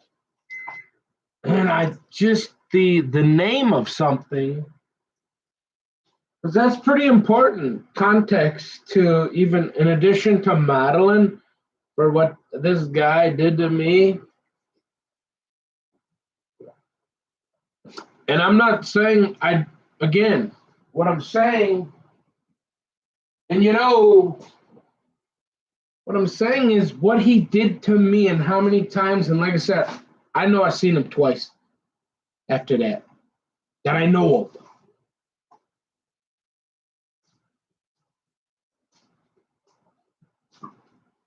of. Okay?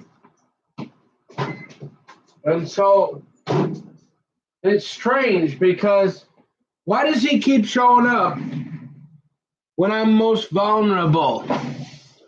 Isn't that a typical? That's pretty general. These people like to do that. Whether they abuse your dog.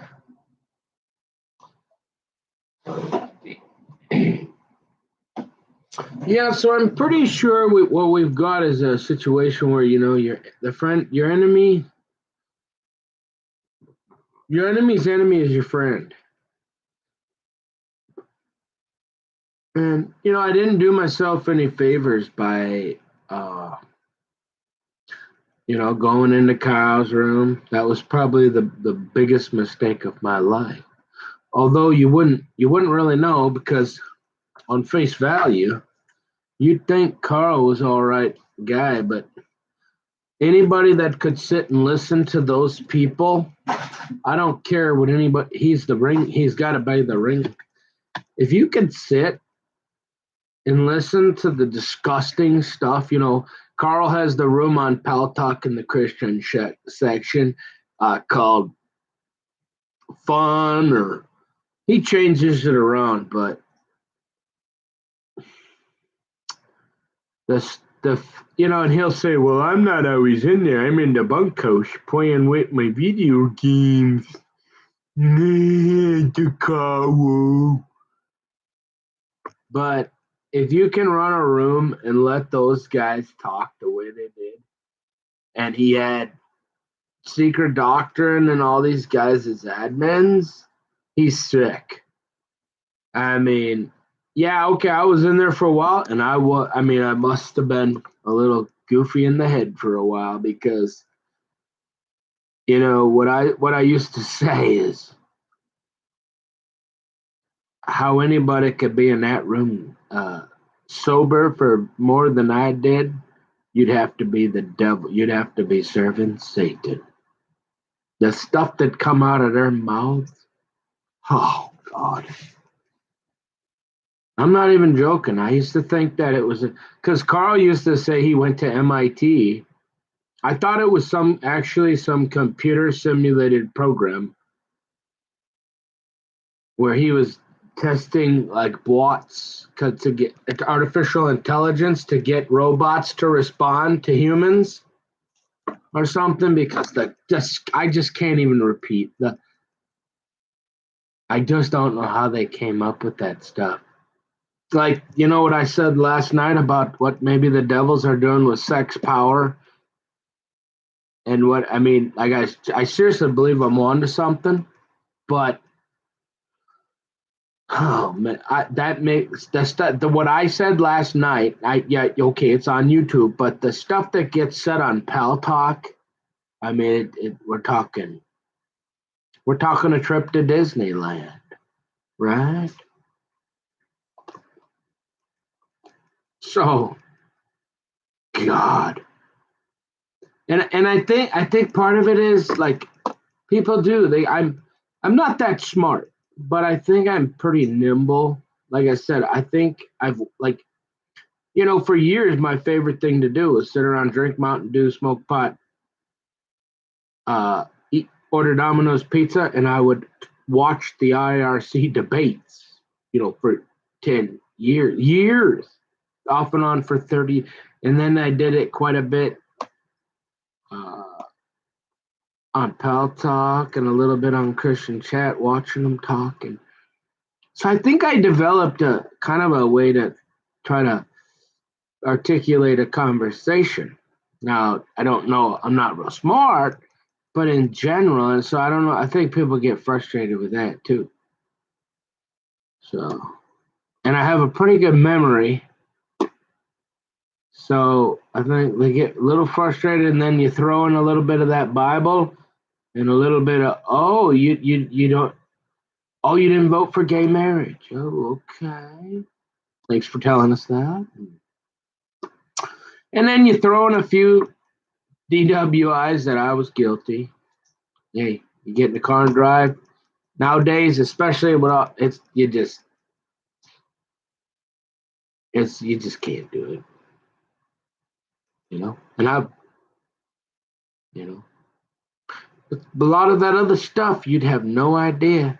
Because of those DUIs, you'd be like, yeah, that guy probably did that. Yeah. Slowly boil that frog to the point where, hey, mama's almost dead. Daddy don't really care, got his own problems and that crazy wife.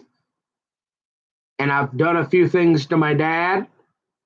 Wouldn't take much to get him against me either if I pissed him off enough, yes, And then you ain't got your dad, your mom, and then you throw a few other. I mean, who knows, right? It don't take much to get. Oh, this guy's a lost cause. He's old. Oh, and he's a pervert too. He likes to watch little girls, does he? Huh? No, never. But I bet they do actually, and some they're scapegoat, or some of them. I mean, who knows what's going on? But you got my attention. Let's talk. Let's have talk. Little discussion then. Yeah, because like I said, I probably did one or two bad things in my life, and hey, we gotta let's get it all out on the table. Eh? I'll tell every story I ever heard from anybody, any anything that was bad or good, or any detail for the last 44 years that I know of. If we have to, I don't have a problem doing that. All because all the stuff I know. Okay, y'all, any rational that's not serving Satan, that's honest, that can have an objective view. Forget even being a Jewish Christian. You could not honestly say, hey, there's a problem here. All these other people, they got problems too. And this guy, sure, a little snotty, a little sarcastic, a little stupid. But all this crap it's a bunch of bull butter, mostly. And he don't deserve this. And they trying to make, thank God Nancy what turned me on. I found out that they trying to make me a goat. They trying to get me in their bed. How far are they? Where they at? I mean, get me in the bed and then run that goat out of town and then maybe let Dusty at him. He needs to. Huh? Yeah. Oh, let Dusty get that revenge he deserves, huh? 'Cause he killed his son. Or let him die and then messed up old pretty face. Man, she was. I'm surprised because I'm serious. And I know she worked hard. Plus, she went to work if every day. She was like my mom, Kathleen, What was their maiden name? I'd have to think about it. I remember her mom. Oh, and she had this uncle out in Washington, Dale something, and he would send cards once in a while with a little $20, $50 for Michelle. Yeah, but like, why Kathleen was like? It's kind of like that thing, like Leslie.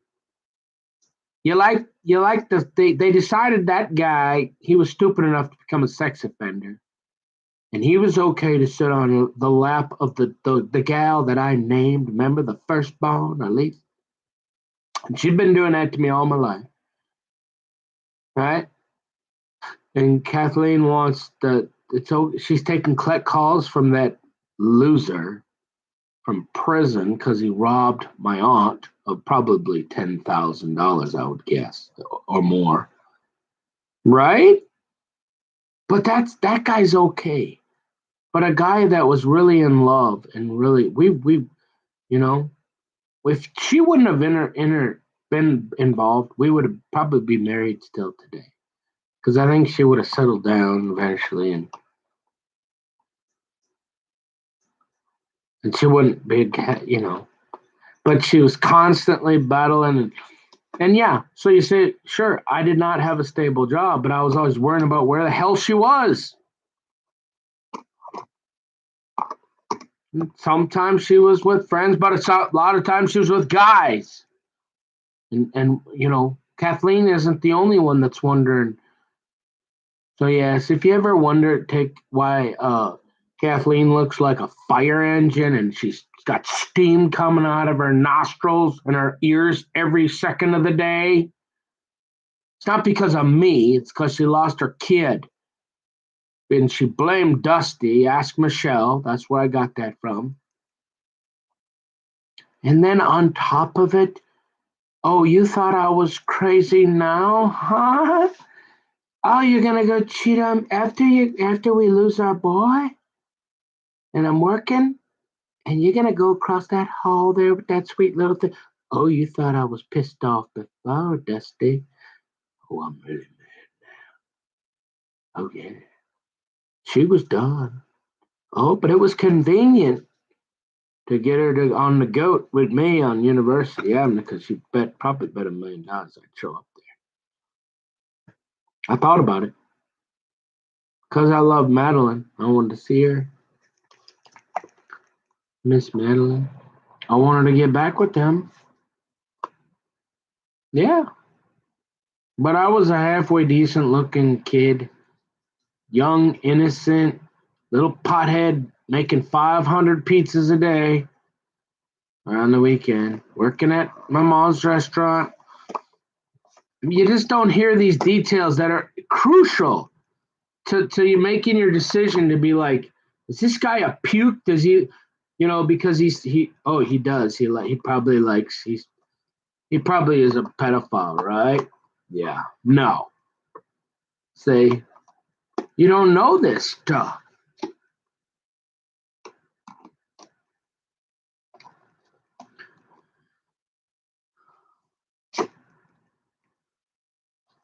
Yeah. And my dad said to me on the phone the other day, he goes, "Oh, by the way, you're not the only one that likes 18-year-old girls. They're just kind of tougher to get, and you need a little of this, son. Like remember Big Don and all that. So don't get your hopes up too much. But hey, if you think you want to give her a go, hey, you think you can maybe try to get her, try have at it. But not very many guys, unless you got a lot of this, you don't get them. You got to go out to the bunny ranch for that, son." And I'm like, well, I'm a Christian, Dad. I don't want to pay for it. I just been praying for a wife. And I thought I heard who it was after 15 years of dealing with Michelle and them. Okay. Really didn't have a real serious girlfriend after that.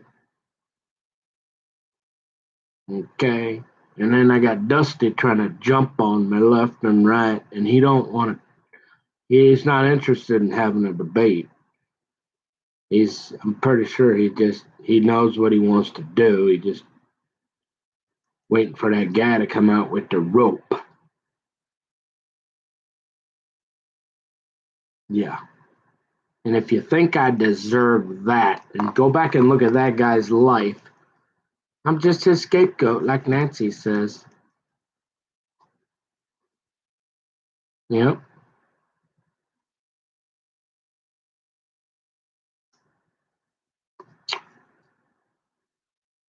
Which is sad. I mean, other than, so it's just Satanism. And so you go, yeah, this blue chip here, because, like, I don't want the polar bear and Dusty to gang up on me. Can I go to Hawaii? Never did have to make, well, we'll see. I don't know. It's eczema. We got somebody, Maccabee over here.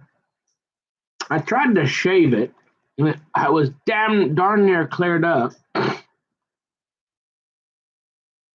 And it gets irritated pretty easy, so I don't know why I can't completely get it gone. Yeah, I'm thinking at this point, all things considered, I really like to go deer hunting, but I can guarantee if Dusty and Polar Bear are gonna be within 5,000 miles of there, and they say, "Do you want the red pill or the blue pill?" I'm like, "Give me that blue pill. Let's go." Yeah. Okay. But I don't want to give up my Second Amendment either. So I'm listening to guys like Emmer and them, thinking they have, like, my daddy is the only one between me, Dusty, and the devil, and that polar bear over there, whatever he's doing. The only thing between me and the Second Amendment are guys like that polar bear. They happen to be friends with that goat Dusty. They don't like me, if you figured that out. And so I'm thinking, this is a conundrum, isn't it? How can you? But then you're thinking, well, all them gals that, hey, buddy, you say you like a little younger one that might give you a little go if you're a good boy, huh? Yeah, you like them about 30 and 18 to 30, huh? Okay, we don't have many of those over if you take that red pill, son. And you pretty much got to have a lot of that. But we got quite a few over here. If you can like be quiet about that Bible there, and yeah, that home, you got to forget about that. Don't say that out loud. Keep that to yourself from now on. Besides, and if you ever need soup, you're really gonna be quiet about that. And we're usually pretty nice. You remember we're that party over here where we even have a little fun sometimes. We work, we still work hard, but we like to help people, and we're sick of that good old boy network like Dusty that they come around with them big ropes. Yeah, you're pretty. They make, how they can make you real nervous sometimes. We're going to the downs. Yep, I'm well aware of that. But oh well, I really like the military. I always appreciated being able to have those guys that would go over there, get their legs blown off, or me, so I could sit here and have this little debate with y'all, and they're away from their we're gonna sit around and worry about this, and maybe, you got people doing drugs, and we got guys in the military for all other things being equal. They got a few half the kingdoms too, eh? And they got to be away on a mission or tour for like a year. Hegseth know a few of them, and they kind of pissed off because they want to save their country, but they're a little pissed off about some of this because they like the Second Amendment too, and they probably like to read that Bible a little bit. And over here, you're making that a little bit tough. But remember, hey, we know Dusty Town. You're kind of a lot. You've always, until they brought the SWAT team in, you probably would have been 100% law enforcement guy, right? Yep, military, because they're the ones that are over there for a full year on a tour, leaving their little their lives up to God and whoever else is watching over, so we can live in the greatest country on God's green earth. Remember that? Yep. Ha ha. So it's like, well, what do I do? Is it Pepsi or Coke? I'm at the ballpark. This guy owns the whole place. He don't care. Again, he don't care if I go with Pepsi or Coke product. He don't care if I buy the Oscar Mayer wiener or that Hebrew National because he's still getting the cut. Okay, what do? Well, I'm a patriot. Remember, I go back to the Pledge of Allegiance and oh yeah, well, try sending all them cops home. We're seeing what's happening in Minneapolis. Now they count, so we can't. Oh, never again saying, but hey, buddy, shit, look, nobody. I mean, don't matter if that polar bear eats you and that old Dusty get to you. It ain't none of all that gonna matter anybody. Wait, buddy, so you better come say hi to me. And I might know a few gals that got salad. And yeah, like, I mean, if you quit talking about that, look, we know you don't agree with homosexuality, but just them ducks might be coming. We just met. There might be one more that'll put one of them dresses you like on. She normally only go to the ankles, but she'll probably extend that down to the ground for you if you're real nice. And again, but hey, I don't know nothing about them sticks. You got to do that. I'll get you when to get her into the dress, and you handle the sticks from there. Yeah, maybe. And if you get real hungry, we might give you some soup too. Is it? Are you kind? We know you're kind of stupid. You want to go to Hawaii, or you want to go with Dusty over here? Yeah, he been after you. You said you seen him twice, huh? Yeah, I'm pretty sure he's gonna try again. Yep. Oh, and you live in his town? Oh, we going to the Downs, boy. What's up? You're like, man, what do you do? You're gonna give up all your deer hunting? And any guy that would ever stand up for you? Any police officers that might be left that might say, "Hey, give that kid. Don't shoot. Don't bring that SWAT team in until he give up that." Or he do something real stupid. Let that kid, don't go putting him on butter knives and bow and arrows, buddy. He's all right. They've been mostly lying. Come on. We ain't got many of these guys left that like to go to deer camp.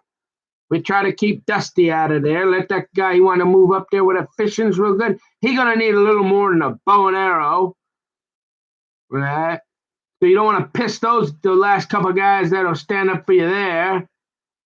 They might die off, and if hell, that Dusty, they've all been in the good old boy in that way. So they might.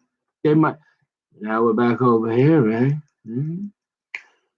Pretty. I mean, let's weigh that. I mean, look, I've done a few pro and con lists.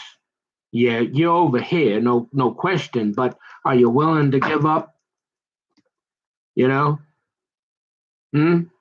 Oh, you mean you still think, why do we have to change all the names? Isn't there some way to agree that, hey, that was absolutely atrocious? Or maybe you ought to keep some to remember, because even so, it's they got you snookered. Either way you go, I don't know.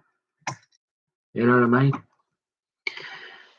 And Daddy's pretty much Trump, and he's asking you if you can be normal. And his wife is a drunken, crazy nutcase. I don't think I have a real good go out there, but he's still the only thing between me and the devil.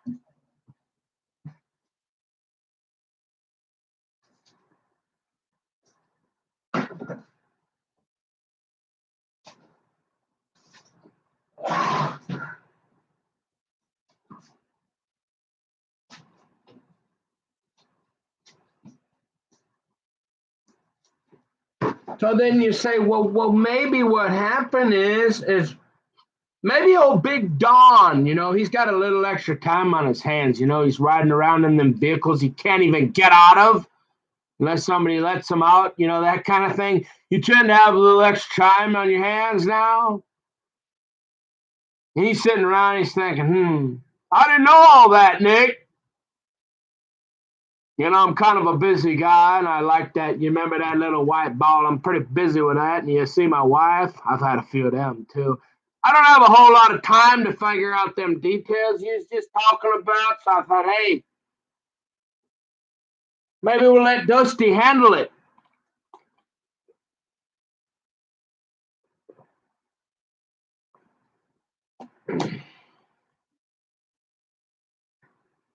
But I mean, hey, Dusty, we got to dispose of stuff after a while. Eventually we got to figure out who the goat is, and the goat's got to go out of town. I gave you a little go at him, and he looks all right to me. I think you ought to leave him alone, and now I'm watching. So you probably don't want to piss off Big Don either. Probably not. I mean, still was president. Oh, by the way, this thing, there's been no president ever go to jail. So good luck on that one. But yeah, it's kind of complicated. And if you didn't notice, I'm a little stressed out. It's tough to it's really just putting someone in one camp. It's like impossible. And yet, I really do. I've always gotten along. I want to get along with everybody. Yeah, I'm willing to admit there's been a few times I went with girls that I did not follow protocol, but to have to deal with what they tried to continue to do to me all my life. Look at me. I'm old, but I had a little bit of this here. It wasn't because I was a freak. Okay? So as far as I can tell, this is the devil. And I'm kind of fed up with it. And you got my attention. So I'm going to sleep tonight real good. After I get done eating some more food. And so I guess I'll try to do some work tomorrow. And that's kind of where I'm at. But I'm getting a little goofy. Yeah. Like I said, I mean, I guess if you're going to do it, I'd just really appreciate if you're going to take a long shot. Make sure I'm real nice and still. Get it real good. Get me real good so I just don't want to be in a wheelchair. Please, just make sure you get me and I don't survive. Because if I ever find out who did that to my dog or I find that guy, he's gonna wish he didn't do that.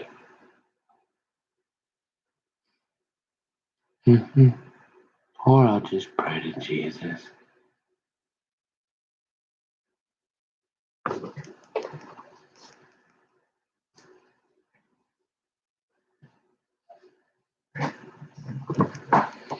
But anyways, if anybody hasn't told you that they love you today, I love you. Even my enemies and even that coward little puke like the rest of them that like to come around only when you're high and dry because they're a bunch of coward little sissy singing choir boys. And yes, I love you too, and I'll pray for you.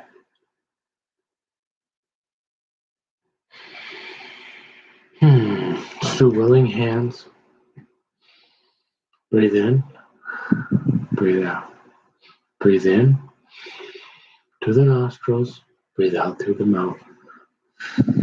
Breathe in through the nostrils, breathe out through the mouth. Let's have willing hands towards the Lord, towards heaven. Let's accept the Holy Ghost and His anointing and Spirit. And Father God, thank you today. Thank you for another day. Thank you for this food I'm about to eat. And Lord, remind me that to put things in perspective, that, remind me that I eat to live for energy, to bring you glory, because ultimately that's all it's about. And forgive me for any irritation or anything that I would say or do that's not Christian-like, Lord. And help me forgive my enemies as they forgive me. Like as your word says, Lord, that our enemy, let's live in a way and interact, that it's not an eye for an eye and a tooth for tooth anymore, and that it's turned the other cheek, and it's that our enemies would be at peace with us, Lord, and don't let me do anything that would prevent me from getting into heaven, Lord, because I've worked long and hard, and help me forgive these people, Lord, that continue to seem to want to persecute me and lie about me, Father God, in Jesus Christ's name, Lord. And I just thank you today. I thank you for that nap, Lord. I thank you for a quiet place to sleep with no problems, Lord. And then once again, I pray for half the kingdom. I pray for my future wife. I pray to God that she have peace, that she would not have anxiety, any of the naysayers. That if she's a Spidey, Lord, that if the whole world were to come against her, Lord, that you would give her the strength and the courage to stand for me and believe in me, Lord, and that she would have that peace that passes all understanding, Lord, and that your word says that love, yeah, that you would bring us together with that love that your Bible says that casteth out all fear, that love that is patient, that love that is kind, long suffering, Lord, and that if there's anything in my life or her life that needs to be removed, to be refined in the fire, Father God, so that we can experience that 100%, so there's no question, Lord, that we were destined from the creation of the universe, Father God. And I pray for her safety. I pray for her strength and courage. And I ask that there be a holy host of angels around her and me, like a wall of fire, that the devil and his demon agents is not, it's impenetrable, Father God, that you'd be round about her, my wife, and me as a hedge of protection, like a wall of fire, Father God, in Jesus' name. Lord, I just thank you for the food and the shelter and the clothing, Lord, and the basics with all that's going on, Lord. And even in this trial, Lord, I'm starting to learn that you're never late, Lord. You're rarely early. I know you're never late, and you're almost always on time. And when I call on your name, Father God, and I read your word and I pray, and I keep doing the next right thing, Father God, that you work things the way they're supposed to go, Father God. And I ask for your help. I ask for my wife. I ask you to bring us together. I ask for a way to finish, my class and show me the direction in life, whether it's in the accounting field or whatever it is, Lord, that I can earn a living and live a Christian life, that we could have a life together. And even in these uncertain times where so many people are struggling, Lord, that I understand what a blessing it would be at this point for a guy with my background. And thank you for the opportunity, Lord, to set the record straight on a lot of these situations that are just seem to be a slow boiling out of the frog to the point of a lost cause, Lord. I pray for friends out there, people that, if that's your will, Lord, that you bring them into my life, and with similar outlooks, and that I wouldn't be offensive, Lord, or rude, that people that I disagree with, even, that we could agree to disagree and at least still kind of be together. And I pray this all in Jesus Christ almighty name, amen. And I plead the blood of Jesus over everything I said too.